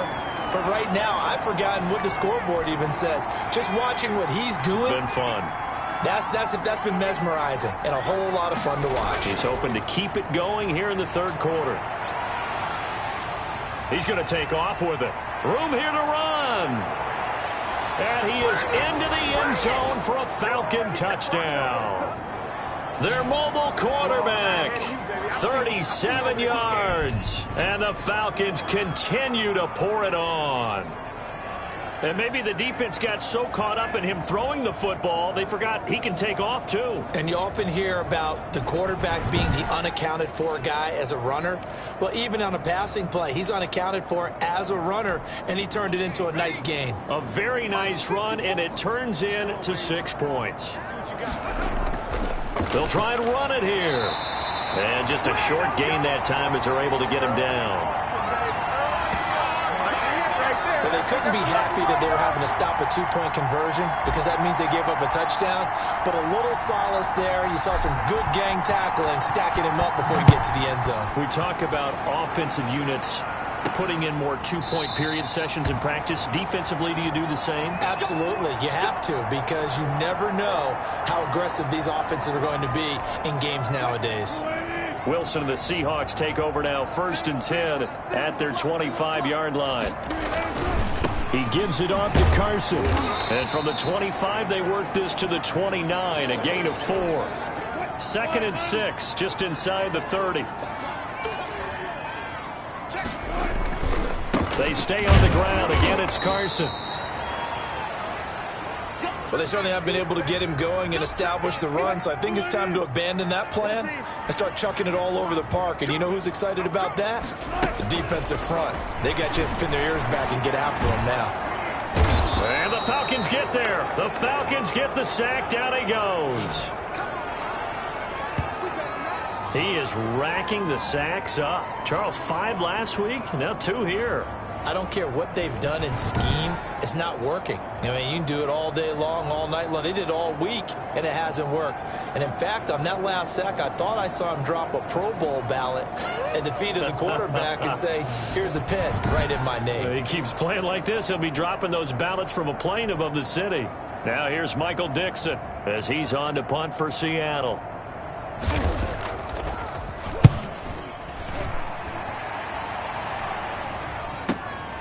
Fielded just inside the 30.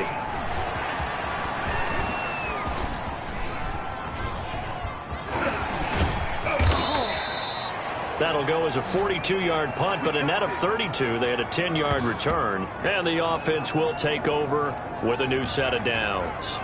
Now we get a peek at the captain of this offense heading back out there. And I'm just wondering, how many yards is he going to throw for? We're only in the 3rd quarter.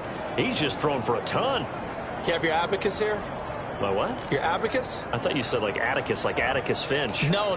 We're not getting that deep. But counting this up, we might need a few extra people in here because the yardage he's piling up, the way that he's playing, it's a lot of fun to watch. I can't wait to see what he does. Does the big boy have the juice? And he'll take it into the end zone. Touchdown, Atlanta. A great play there.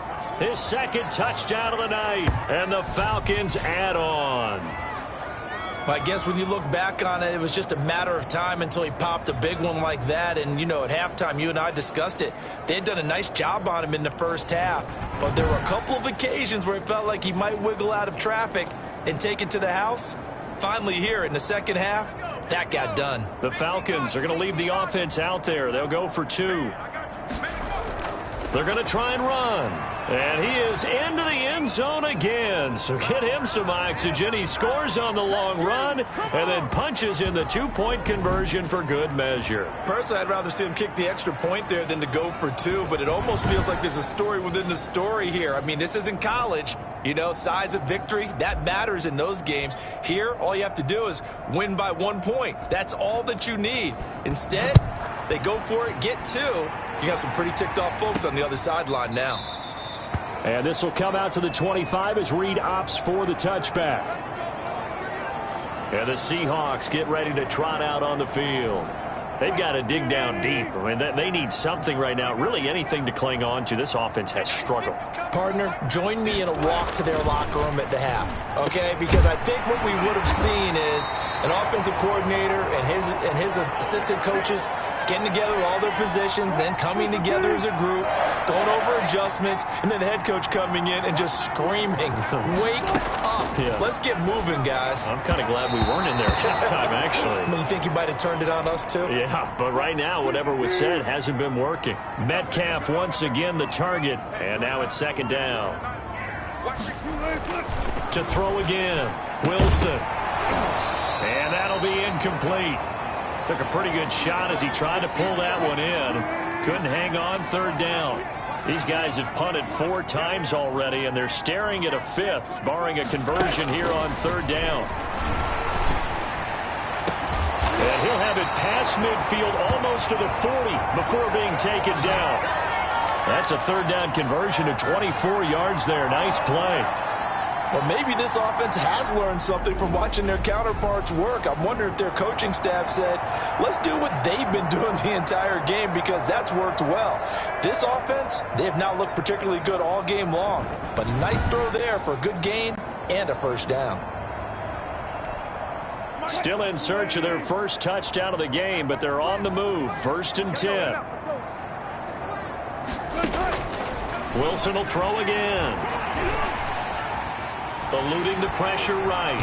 And he gets it down a yard or two shy of the 30 before he's out of bounds.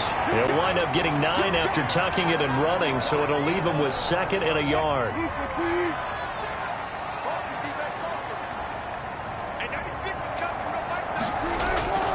On 2nd down now, it's Carson. And he works it to the 30-yard line here, right at the 30. 2 yards, good enough for a first. Well, they're hoping that the second half is better for him than the first half. They've got to find a way to get him going. He's a big part of their offense. So 1st and 10 now from the 30.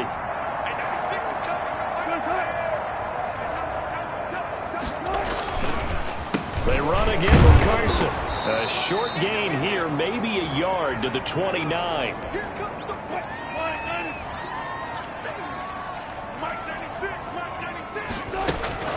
Now they'll throw it with Wilson. Looking middle, and it's incomplete. He's had trouble finding open receivers all game, CD, and that's because really there hasn't been many. This defense has been all over them. Yeah, they're one of the better defenses in the league, and every time I talk to... And for the 4th time tonight, it's an interception. Picked off at the 22. He's at the 40. The 20. And he takes this one back into the end zone, and the Falcon defense has a touchdown. So this defense doubling its pleasure there. Remember, they had the fumble return for a score earlier in the game, and now this time an interception return for another score.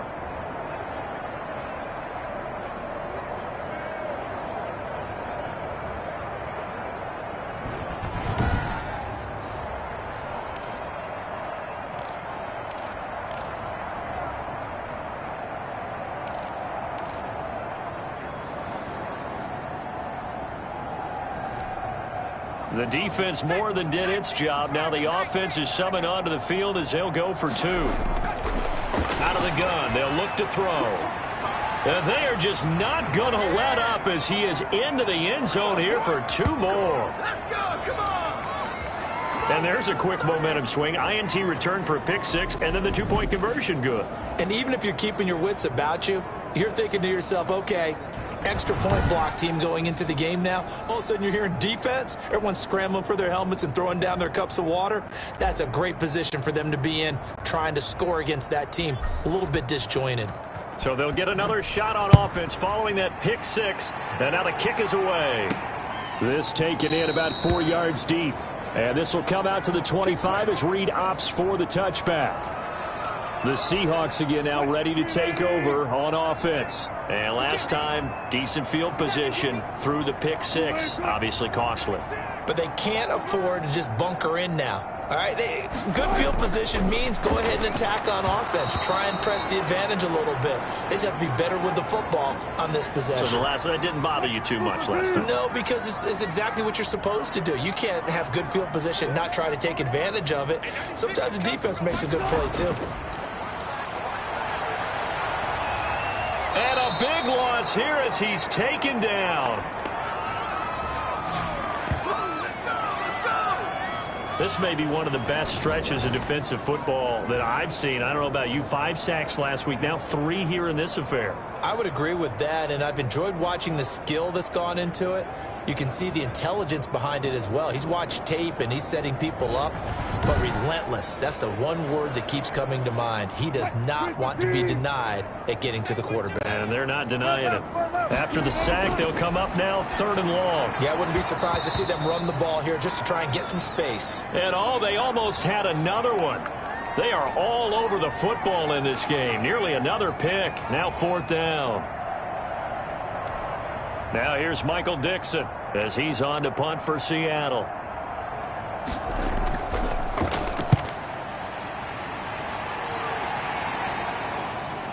And taken at the 46.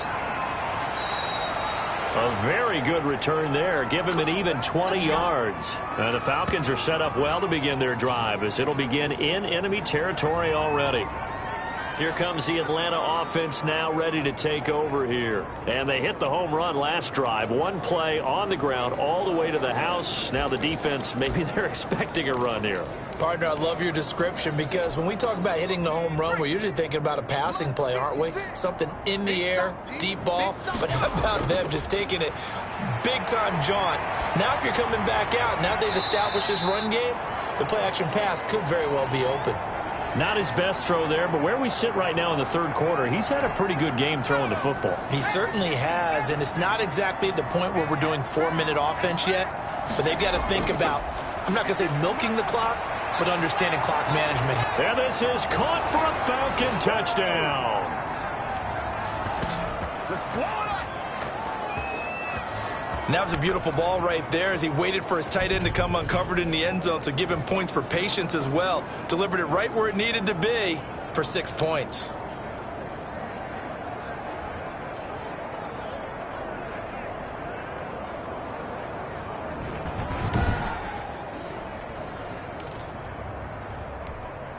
The Falcons are going to leave the offense out there. They'll go for 2. They're going to keep it on the ground. And he will dive into the end zone, and the 2-point conversion is successful.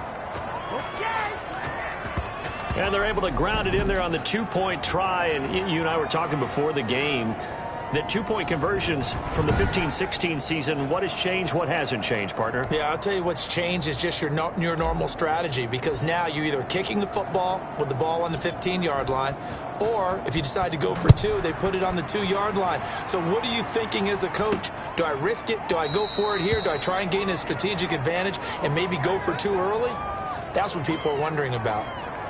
And Seattle now ready to march out of the field. And on the last go-around, they really couldn't get anything going.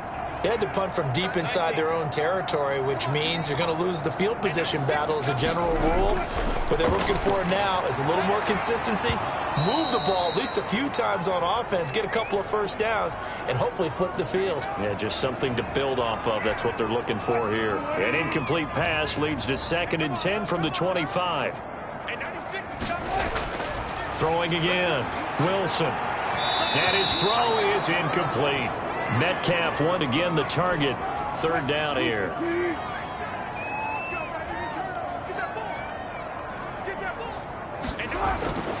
From the gun, it's Wilson. And now here is another interception. Picked off near the 42. And a terrific return as he takes this thing all the way down near the 20-yard line. That is now 5 interceptions that he has thrown in this ball game. If I asked you to speculate what's possibly going on in his head, what would you say? Well, if he's as mentally strong as I believe he is, he understands that not all these picks have been his fault. You know, some of the throws, yes, but there have been a good number of them where he hasn't been helped by his own receivers, and they've turned into interceptions. So he knows if he keeps firing, perhaps good things can happen, not just in this game, but especially in later ones. Now a handoff here to his running back. And he's able to break out of 1 tackle, but then quickly brought down. Making the stop that time, Bobby Wagner. 3 yards on that last carry. Here's 2nd and 7. And he'll give it here to his running back. And they've got it inside the 10 at the 8. It's a 10-yard gain there to set him up 1st and goal. Well, you certainly have to give a little credit here because they're playing this game now at their pace. This is ball control football, sustained runs, taking their time, and making it work.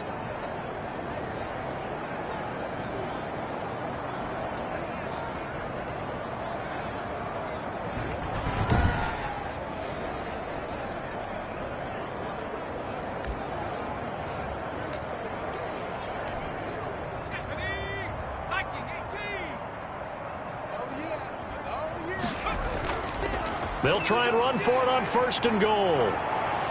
And the Falcons are going to have a first and goal as some good running there gets them down to about the 2-yard line. Knock it on the door. A nice pickup of 6 there to get him closer to the end zone, and it'll be second and goal. And that is caught. Touchdown, Falcons.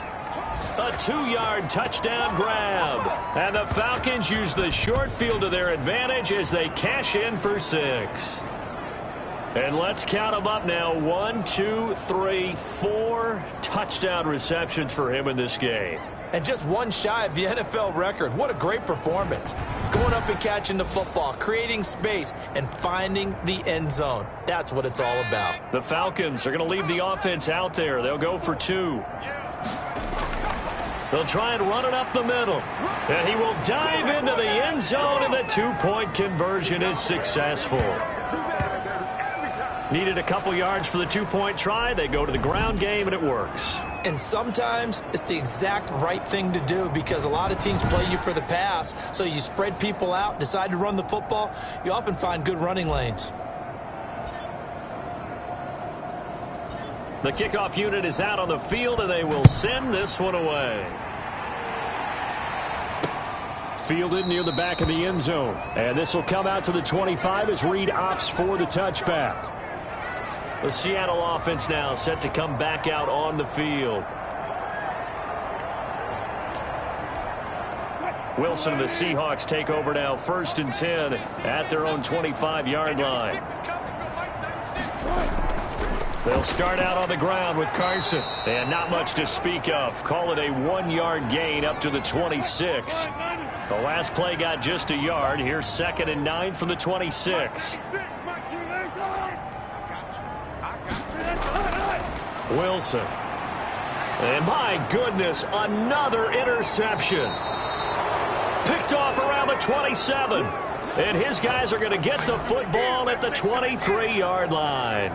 He's on quite the interception run. He had 2 last week, another one here. Remember, he's not a DB, he's a linebacker. But how many of those linebackers started as DBs and pumped themselves up into being linebackers? So the ball skills are the same, right? The coverage skills and responsibilities are the same, and he is paying it off in a big, big way.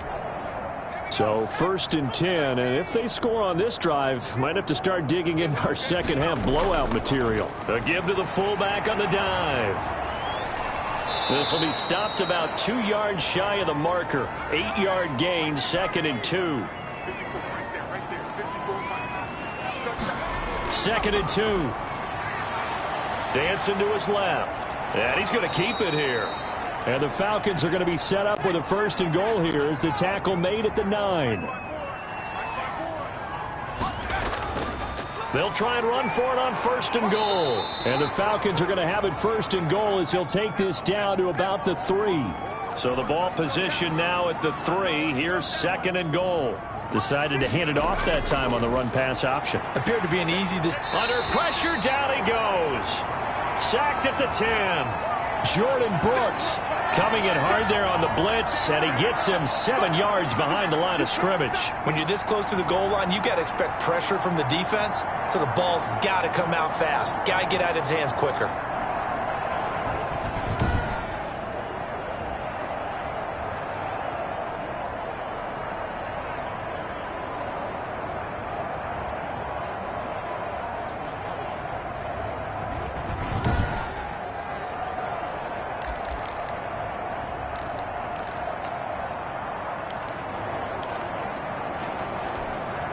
Now, they'd really like to make the short field pay off. We'll see if they can, but this is 3rd and goal. He'll look to throw, and he is going to go down. Back at the 11-yard line. Jaron Reed providing a little deja vu, back-to-back sacks, and now they're staring at a 4th and long. And it appears to me that someone's defensive coordinator is jockeying for a raise. A sack on 2nd and goal, a sack on 3rd and goal, now brings up a decision on 4th down. The offense stays out there. A big challenge here from this far back, but they're going for it on 4th and goal. On the move to his left. He can run for it, and he will. And he is into the end zone for a Falcon touchdown. Taking it in from 11 yards out. And this offense is running away with this one. The defense was almost too good on that play. They took away all of his targets. The one thing they forgot, to account for him as a runner. And he was able to tuck it and go for the end zone and get it done. And now they'll empty the backfield here as they elect to go for 2. Stepping up, he's going to keep it. And they'll bring him down after just a short pickup. And he will not make it to the goal line as his try for 2 is going to come up empty. But that's little consolation to this defense as they have been porous all game long. The kickoff team on the field now as they will send this one away. And this carries into the end zone. And this will come out to the 25 as Reed opts for the touchback. Here's the Seattle offense ready to get this drive underway. They're sort of seeing themselves spiral out of control. Let's see if they can get things back on track. And this pressure brought in, and the Falcons get there for the sack. I can hear you. Well, so much for setting the tone of the drive offensively. Giving up a big sack that loses that kind of yardage, not a great start.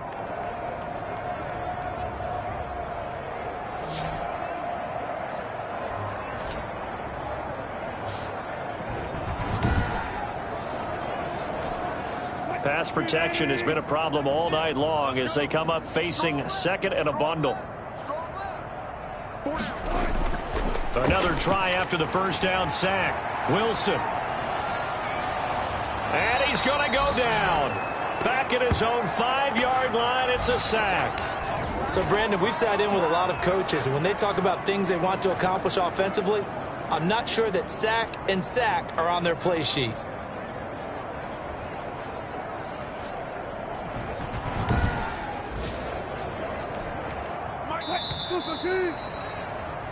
One quarter remains here on a Sunday night. We'll return with more after this break.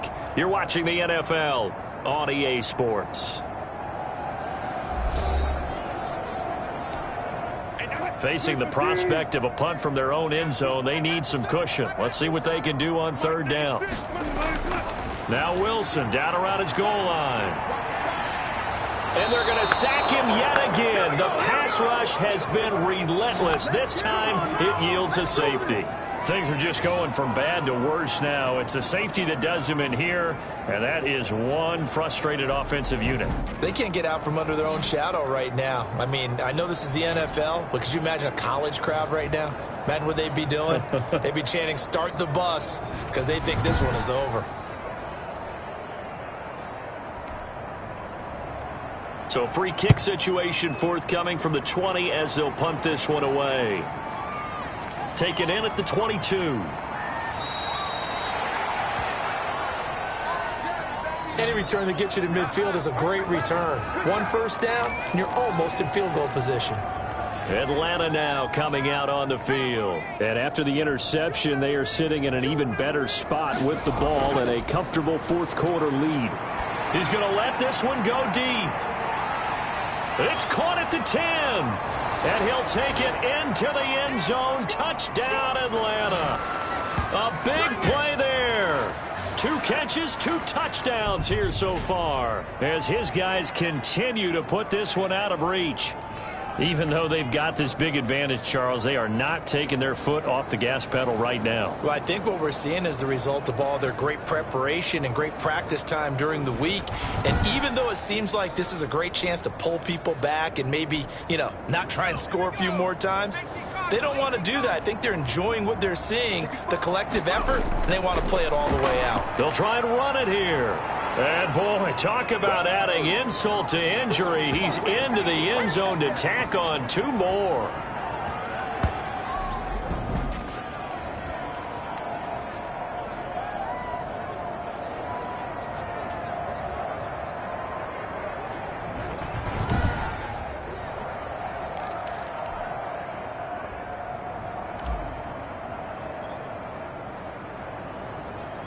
Out is the kickoff unit as they run up and send this one away. Here's Reed. And some good special teams coverage as they bring him down just outside of the 15. Coming to the line here to begin their next drive, the Seahawks offense. And the last time they had the football, they surrendered 2 points on the safety. They don't want to do that one again. No, not at all. It's almost like a bases clearing double, isn't it? Give up a couple of runs. Sure. just messes things up for you offensively. But now they've got to go ahead, take it, set it aside, and move forward. Now the old pass completion for no gain, not something you want to call up out of the playbook too often. Yeah, most offensive coordinators don't have that on their play sheet, so they've got to go back and scramble after this one. But right now, with what they're telling receivers about making sure you take care of the ball in open field, sometimes the fighting for extra yardage doesn't come as a result. That and good tackling can lead to no yards gained. They'll wind up with positive yardage. It's a gain of 3, but now it's 3rd down.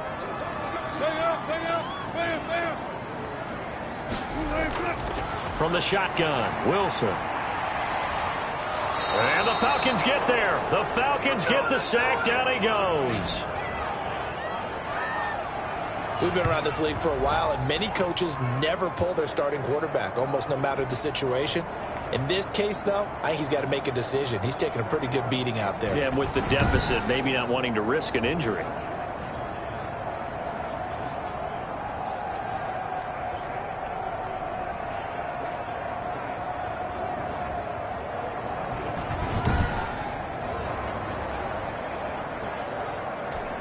Now here's Michael Dixon, standing about a yard deep in his own end zone.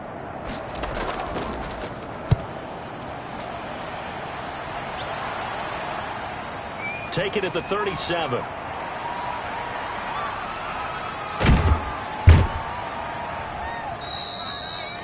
A tremendous return there, 39 yards.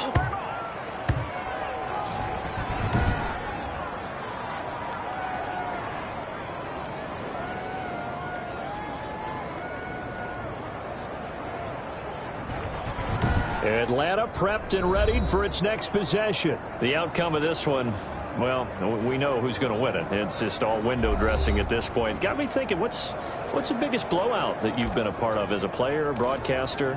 Well, I'm not going to go to the player part because when I think blowout... Because you won every game as a player. No. I think about being blown out. And no one wants to go back to those memories. But, you know, when I was calling college football, I saw a game that, you know, a team put 70. I actually saw it happen twice. A team put 70 on their opponent. And in the NFL, in the 2017 season, I saw one of those changing of the guard games where a team that hadn't been very good before now was dominating and kicking around a team who had... And he'll take it into the end zone. Touchdown, Atlanta. A great effort there with his second touchdown of the night as his guys continue to pour it on. As that lead just swells and swells. Look, this has been dominance in all 3 phases, offense, defense, and special teams. So don't we have to give a lot of credit, not just to what we've seen today, but the preparation in advance, coaching staff, commitment by the players to the game plan, and being ready to go in this one? You're exactly right. Clean sweep. And, boy, they're going to celebrate this one after it's over. And on the other side, this is the game film you just flush and never go back and review.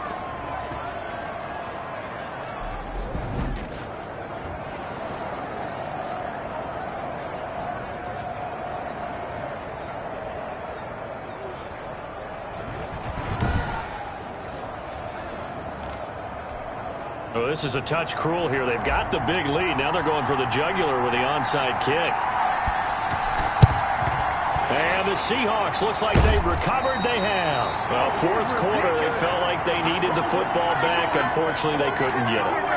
And I know we brought analytics into the game, and someone has said here that the data says that when a team's expecting an onside kick, 80% of the time, the team expecting it, they do actually recover the ball, which is what we... And he can't find a receiver, and he's brought down.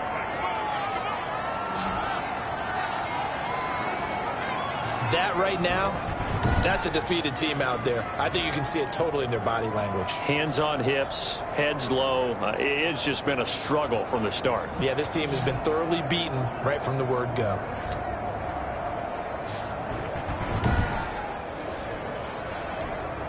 Pass protection has been a problem all night long as they come up facing 2nd and a bundle. Another try after the first down sack. Wilson, that's taken in, complete to Reynolds. One thing I think that's safe to say defensively, the tackling's been really good. And because of that, it's been very, very hard for them to move the ball because you're not getting the benefits of run after catch. They're tackling them almost on the spot. That means you have to run extra plays, harder to move it. Mike 96, Mike 96. On third down, Wilson. And he's going to be hit and taken down. Back right around the 48-yard line. Oh, and after the sack, he's still down on the field. While the trainers take a look, we'll step aside.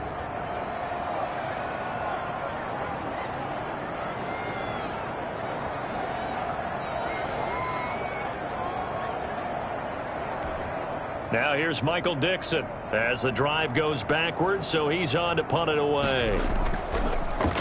He gets this away as he'll wisely, I'd say, angle this to the sideline. And no return possible here as they angle this one out of bounds. Here comes the Atlanta offense now ready to take over here. We've got a lopsided game here. I don't know, Charles, what does the handbook say that we discuss when we've got a game like this in the fourth quarter? Hold on a second. Let me thumb to the proper page on that. Know what it says? What? Let's discuss how we got here. This is a dominant performance, where they took control of this game, how they've managed to keep control of this game, and then we go ahead and think about how we're going to... Now the defense loses him. It's complete. And he is into the end zone for a Falcon touchdown. A big play there. With his second TD of the game, his sixth on the year. And this offense continues to pour it on. So another score there, and often you talk about the three phases of the game. Defense, offense, special teams. It's been a clean sweep in this one, hasn't it? It certainly has. They've been pretty dominant throughout this game. And privately, the head coach will add a fourth phase. That's the coaching. And he'll tell the ownership that as he tries to negotiate a new contract off of this win. They are looking strong here in the fourth quarter. The Falcons are going to leave the offense out there. They'll go for two.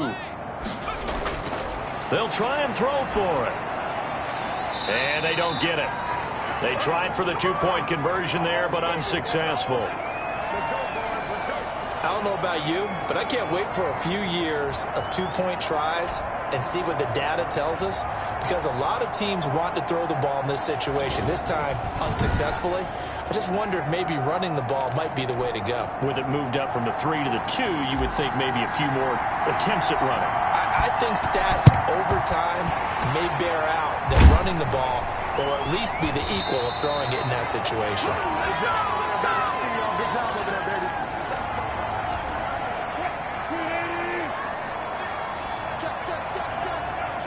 Check.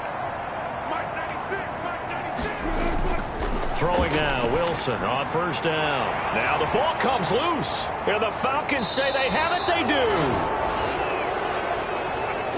All right, you've had to put up with me in this booth. I'm going to try and be simple this time and succinct. It simply has not been their night. No, I think that fumble's kind of indicative of how this whole evening's gone, isn't it? Without a doubt. I mean, they've tried, but nothing has ever really taken throughout the game. That's why they're down so big.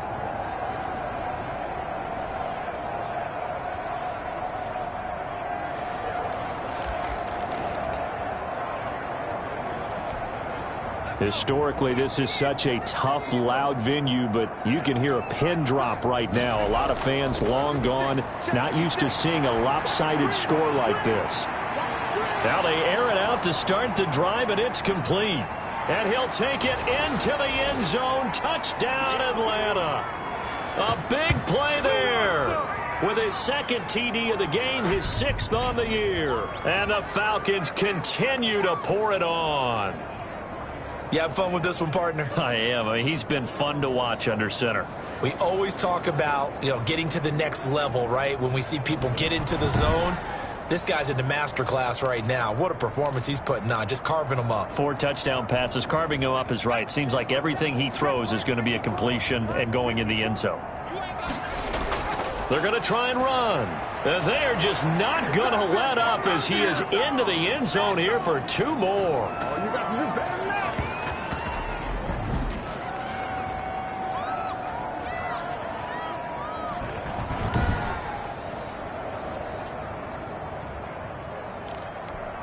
Oh, a little cruel here. They're going to go for the onside kick up big.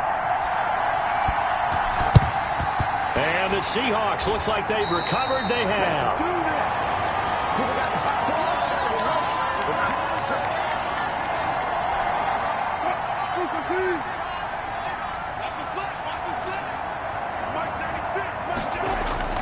Now Wilson throwing on first down. And he's going to be hit and taken down. Back right around the 48-yard line. Impressive individual effort there. No one was going to stop him around the edge. Yeah, no doubt about it. And that's why if you play in a 4-3 base and you're a defensive end, that's why you get the big bucks. They count on you to do everything. Defend the run and, of course, get to the quarterback. Pass protection has been a problem all night long as they come up facing second and a bundle. Another try after the first down sack. Wilson under pressure again, and down he goes again. So when you have good field position to start a drive and you give up back-to-back sacks, that can be demoralizing for a team.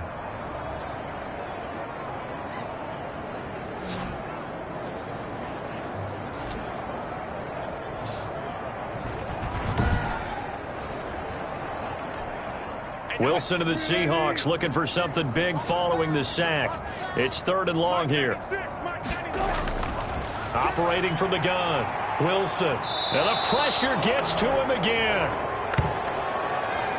Well, this is what happens when you get behind the chains, as people like to say. When you have obvious passing situations, hard to vary it up and fool a defense. And you hate those situations if you're an O-lineman, right? Oh, without a doubt, because you just know they're coming, and you never know exactly how. They can be exotic in their blitzes, or their athletic ability just takes over.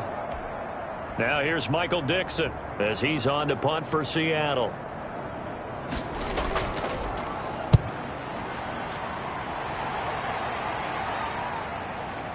Fielded at the 20.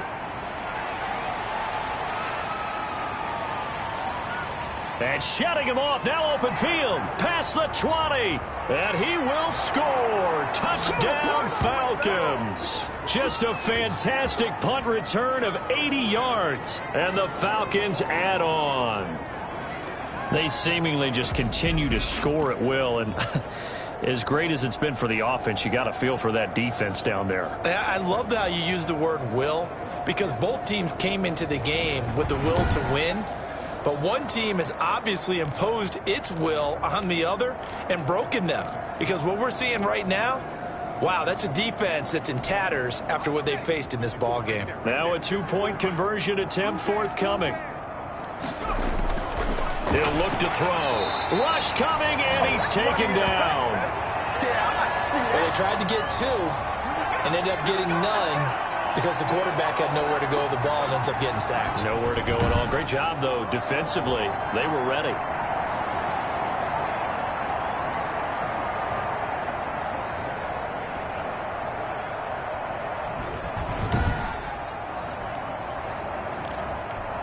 Oh, this is a touch cruel here. They've got the big lead. Now they're going for the jugular with the onside kick. And the Seahawks, looks like they've recovered. They have.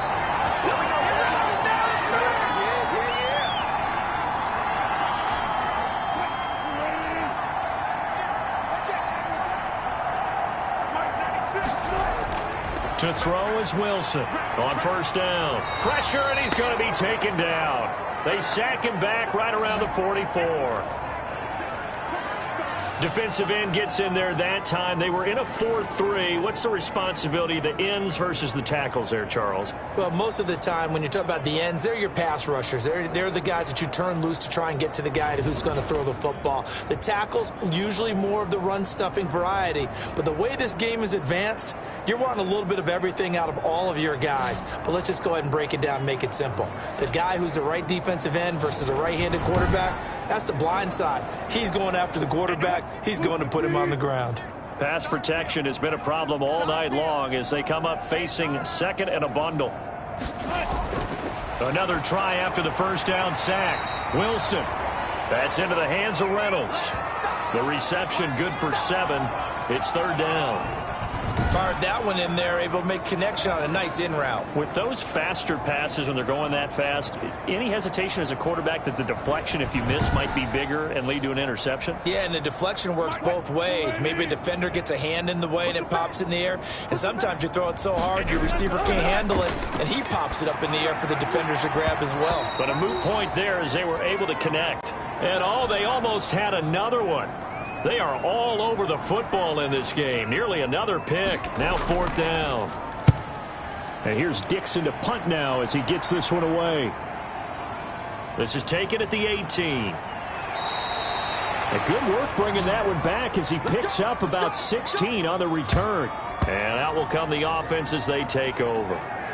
Atlanta now coming out on the field. This ball game certainly has gotten a little out of hand. This is normally when they say you got to fill. This is fill time for guys like you and I. But, yeah, to be frank, just a dominating performance. Really impressive what we've seen. It is, and I'm glad that you went in that direction because otherwise we're going to talk about the museum tour we took yesterday. Which was also impressive. Which was also very impressive. But this game, how they've done it, offense, defense, special teams, they put it all together. And I got to tell you, I am beyond impressed by what I've seen from this team. Now on 1st down, he'll drop to throw it. They have the nice cushion.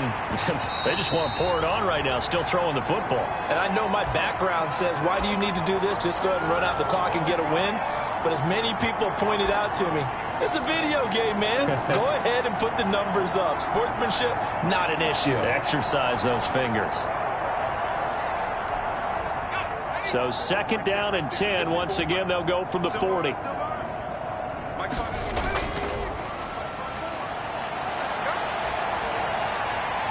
And now he's going to use his legs.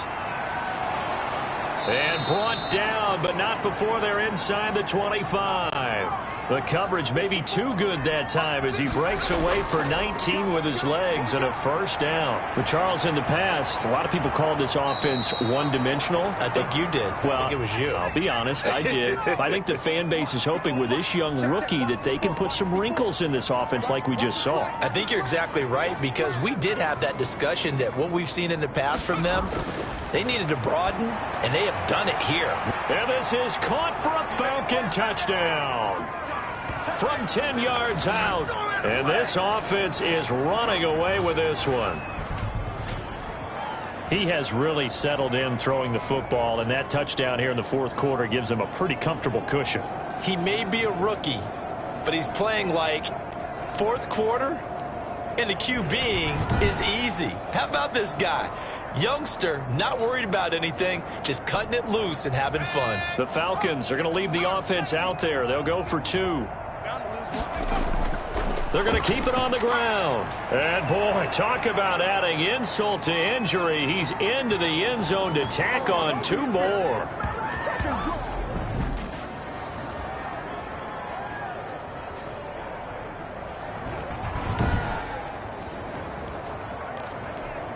Oh, a little cruel here. They're going to go for the onside kick up big.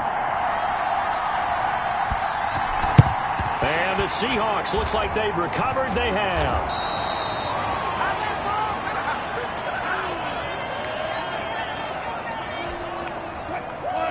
Let's go! Let's go! Tight ends on the loosey. Tight ends on the loosey. Tight ends on the loosey. Here's Wilson on 1st and 10. Under pressure here, and down he goes. Sacked back at about the 43-yard line. You know, on these types of plays, we're always looking to assess blame. Okay, where did it break down? Sometimes it's just a great play.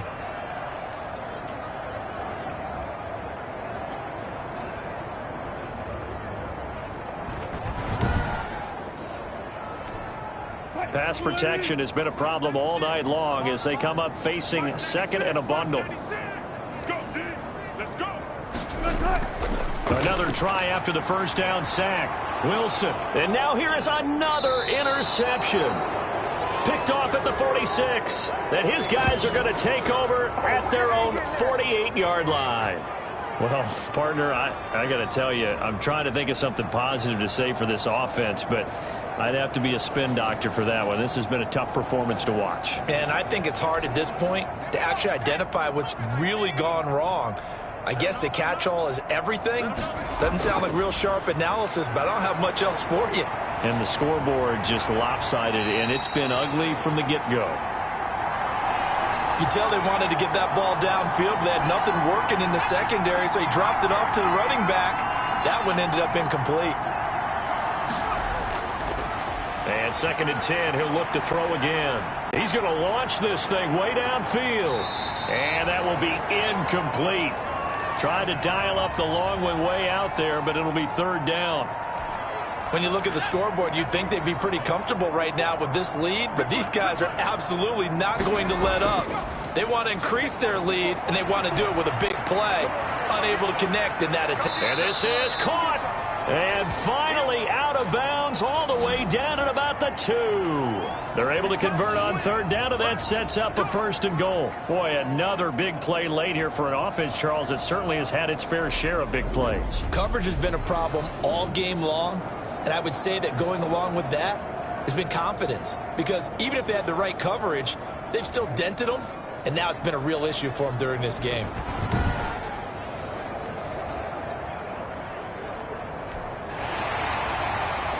So the ref takes a peek here, wants to see if the receiver had possession and both feet inbounds. If this were a college game, this would be a legal catch. It's the 2nd foot that they're looking at to make sure it gets down. You have to have 2 inbounds in the NFL.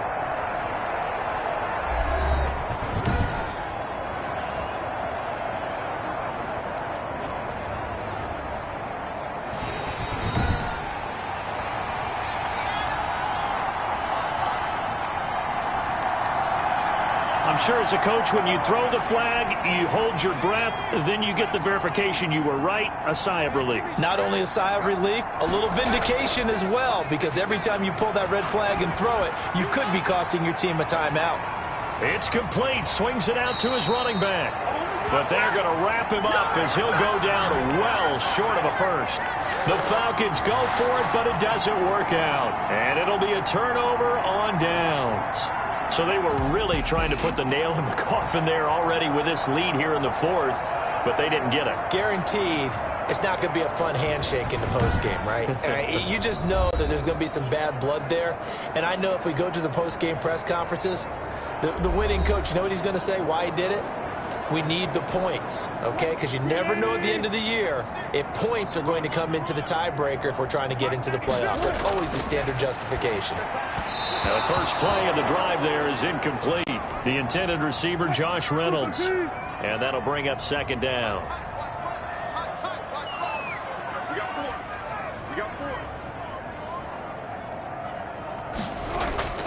To throw again. Wilson. Throw left side to Reynolds. 4 yards the gain, and it'll bring up a 3rd down.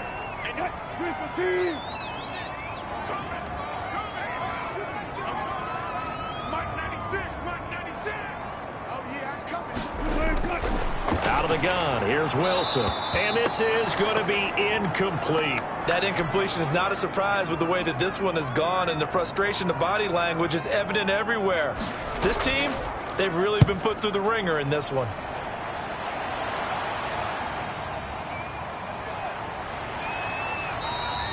Only 29 yards on the punt there. Definitely not his best. And the Falcons will get it 1st and 10 from deep in their own territory. And here now come the Falcons. They've got a chance now to put this game away following that last defensive stop and punt. Line of scrimmage, the 15. It's 1st and 10.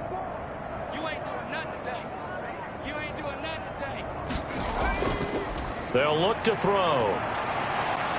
He sets to fire deep. And he knocks the ball away, and it falls incomplete. I like the thought process there. They connected on a big play, and sometimes you find the defense vulnerable. So they went for the bigger shot, went for it all on that one. This time, they were ready for it. So now 2nd and 10 after the incompletion on 1st down.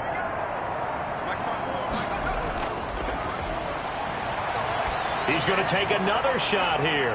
That's going to be knocked away and incomplete. They have to like what they've done defensively here at the outset of this drive. They forced a couple of incomplete passes, bring up a 3rd and 10. Don't be surprised to bring a little pressure on this snap.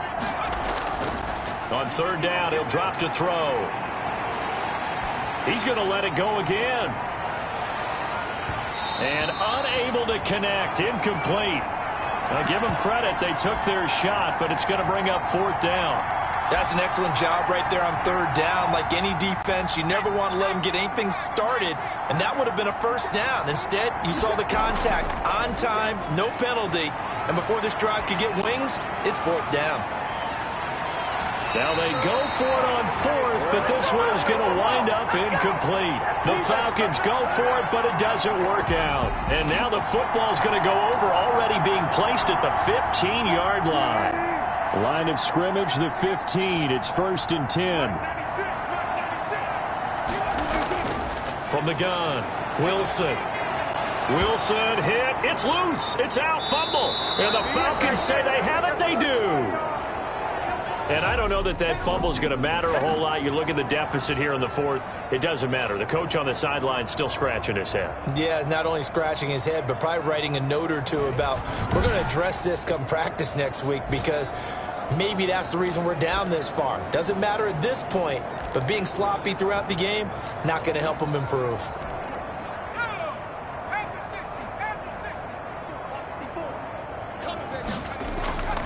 Now a play fake here on first down. He's going to try and go deep again. And that is incomplete. He couldn't hold on through the contact. Brings up second down. Here's 2nd and 10 now from the 29.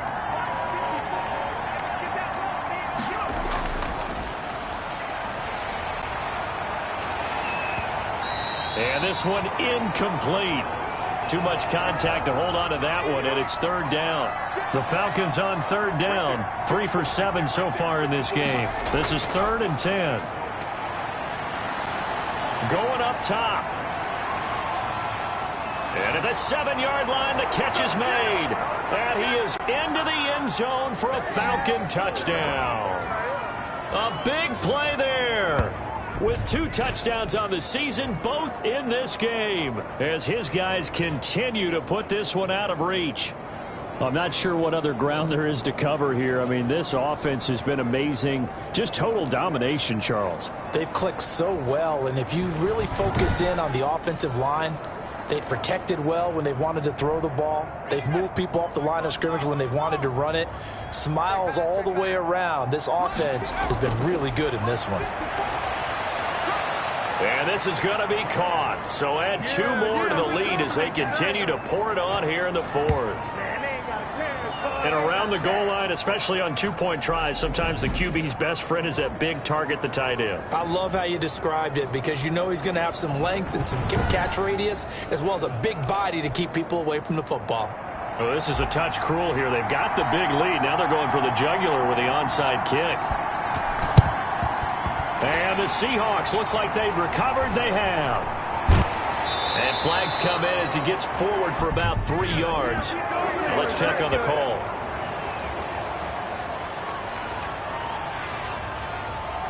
So this will be accepted as it moves the offense backwards. Wilson and the Seahawks take over now, 1st and 10 at their own 42. He'll throw from the gun. He'll find Reynolds over the middle. And he'll be corralled out across midfield down to the 45. Give him 13 yards on the opening play of the drive and also give him a first down.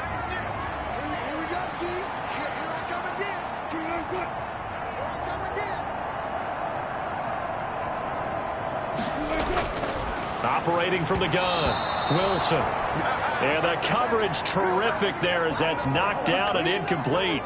As a defensive back, you have some weapons at your disposal that we don't often talk about. And you can read the receiver's eyes, you can read his hands, and you know that the arrival of the ball is imminent. And that allows you to make a play on it and oftentimes knock it away. Pressure, and he's going to be taken down. They sack him back right around the 44. And they weren't in zone coverage, they were in man, and each man did his job. And that looked like vintage, old-school coverage, didn't it? Man coverage reminded me of an old Raiders team. They had a Hall of Famer at one corner and a Defensive Player of the Year at the other, and they just locked people down. Wilson of the Seahawks looking for something big following the sack. It's 3rd and long here.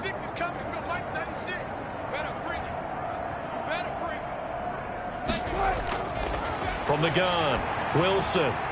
Out to the right, he gets it to Lockett. And he gets this only to the 44-yard line. Not near enough to keep the drive alive. One hallmark of good defenses is understanding the game, understanding positioning, and tackling immediately in the secondary after catches. I think we just saw that on display right there. Got to him before he ever had a chance to think about turning it upfield. Now here's Michael Dixon as he's on to punt for Seattle.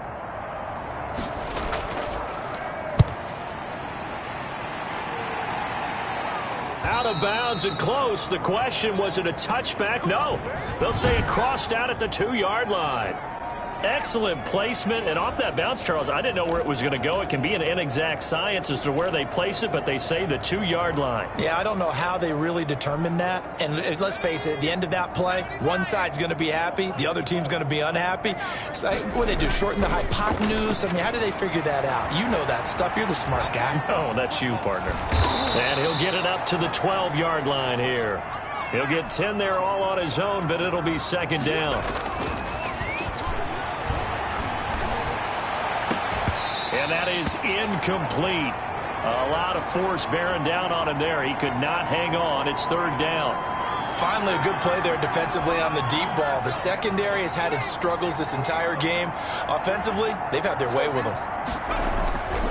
On 3rd and short, they'll try and pick it up through the air. He may try and run for this. Defenders giving chase, but I don't think they're going to get there.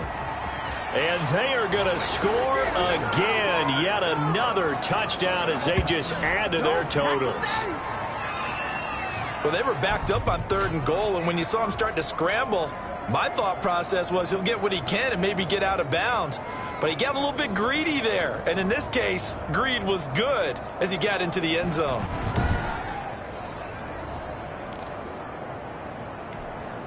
The Falcons are going to leave the offense out there. They'll go for 2. They'll try and run it here. And he will not make it to the goal line as this try for 2 is going to come up empty. But that's little consolation to this defense as they have been porous all game long. So the defense gets the stop. I know it's situation to situation, but who has more pressure there, offense or defense, when they go for 2? I truly believe it's the defense has more pressure because the offense has an entire playbook wide open from the 2-yard line. You can run it, you can throw it.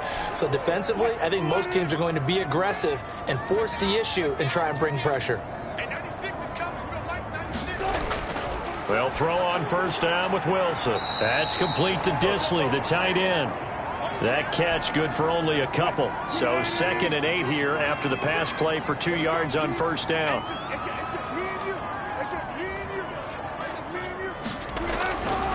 Here's Wilson to throw. Pressure brought in, and the Falcons get there for the sack. Well, that play was the very definition of fast, quick, and in a hurry. Suddenly, he was there. Yeah, blink of an eye. That happened fast and a big sack.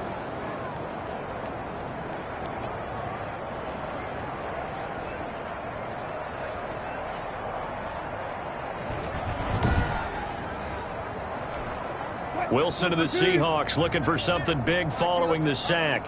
It's 3rd and long here. Here we go. Here we go. Here we go. And 96 is coming. Operating from the gun, Wilson. And that is incomplete. And we are inside of 2 minutes left in this lopsided affair. So it's Seahawk football as we march toward a conclusion. They come up on a 4th down situation with things not looking particularly rosy. And this one will not be returnable as it sails out of bounds. Here comes the Falcon offense now as they get set to take over here. And a few kneel downs should just about do it. Now, defensively, they do have all 3 timeouts, but very little reason to use them at this point.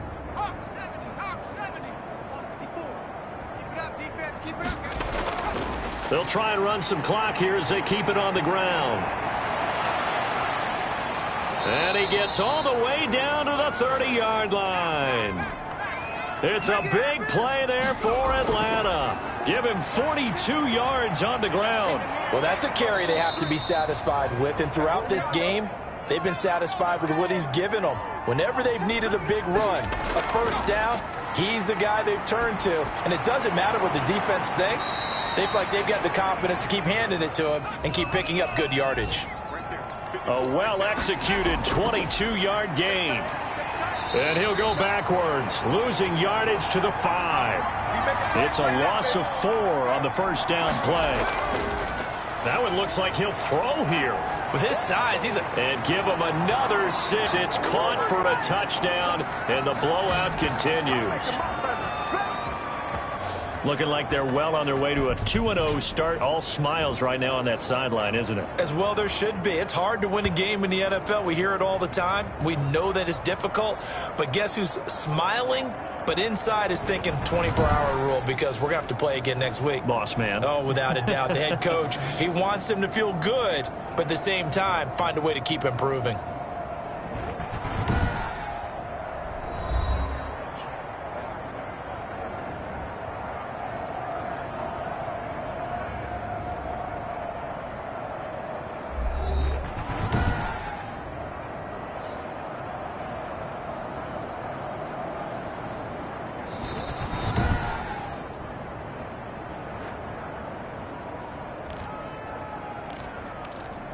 It took them an extra look, but they found out it is a touchdown indeed. The official says this one counts. They'll look to throw. And this one incomplete. So they went for the 2. They don't get it. Should have been picked. Probably doesn't matter on a 2-point conversion, but still, as a former DB, you want to grab that ball when you can, don't you? You certainly do, and don't say it, because I know you're thinking it. Don't say it. What am I thinking? You know what I know what you're thinking. Well, if he'd had hands, he'd be playing on offense, right? That's true. You've said that before.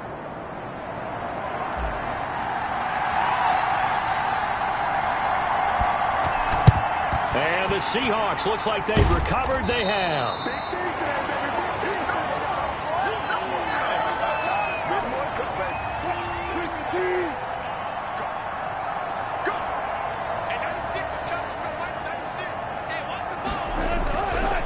First and 10, it's Wilson. And they're going to get him. He's taken down for a sack back at the 47-yard line. Now the Falcons going to use one of their timeouts. It's just their first. They've got 2 more to use here in the final stages. To try again after the sack. Wilson. And my goodness, another interception. Picked off at the 46. Yet another mistake after the interception there. And gosh, you look up at the scoreboard, they just got to be thinking this one cannot get over fast enough. It certainly can't. And also what happens when you get this big of a deficit, you're supposed to make all the right throws, right? You're supposed to try and obviously get the ball to your own guys. But being down this big, you also take even more chances. And in this situation, that hasn't paid off for them at all. On the other sideline, jubilation and laughter. About set to begin their next drive, the Falcons offense at the line. Off the play fake, he'll look to throw. He's going to sling this deep downfield. And that is incomplete. 16 seconds now on the clock. Love the idea, love the concept, but you got to leave a little room on the sideline so he can fade into it when he makes the catch. That was thrown too close to it for the receiver to make a play. He's going to let this go. Back of the end zone. And this will be caught. And the carnage continues. It's another touchdown.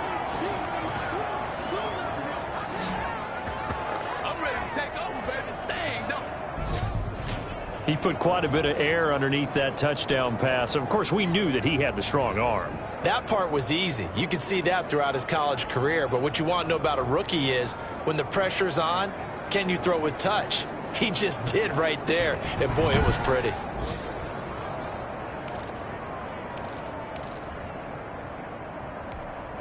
The Falcons are going to leave the offense out there. They'll go for 2. They'll look to throw here. And And this is going to be caught. So add 2 more to the lead as they continue to pour it on here in the 4th. So they go with a pass, and it works there on the 2-point try. Charles, just in general, what are your thoughts passing versus running on 2-point conversion? Situational? It is situational, and you have to know your team. What is your strength? Because so many people think you have to throw the ball in a 2-point conversion, but the stats will tell you that running it is about as proficient. So know your team and go to your strength.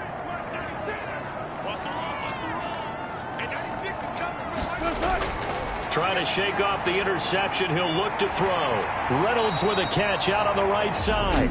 And a timeout comes in. The whistles blow with 3 seconds remaining. Maybe a good spot to take a shot. Here's 2nd and a yard from the 34. One last shot for Wilson. And that will be incomplete as time has run out on this football game. A big offensive explosion helped leading them to victory. And the defensive guys, they're just saying, hey, put those points up every week. We'll just keep winning. They will gratefully accept them, won't they? It makes their job that much easier when they're scoring that many points. Allows them to play with a totally different style and a different flow. So for the Falcons, it was a great all-around performance as they come out of this one with the victory. And they'll get another road test next week as they head to New England to take on the Patriots. Meanwhile, for Seattle, they'll drop to 0-2, and they'll have a chance at redemption next week at home against the Los Angeles Rams. And for Charles Davis and our entire crew, I'm Brandon Gaudin. You've been watching the NFL on EA Sports.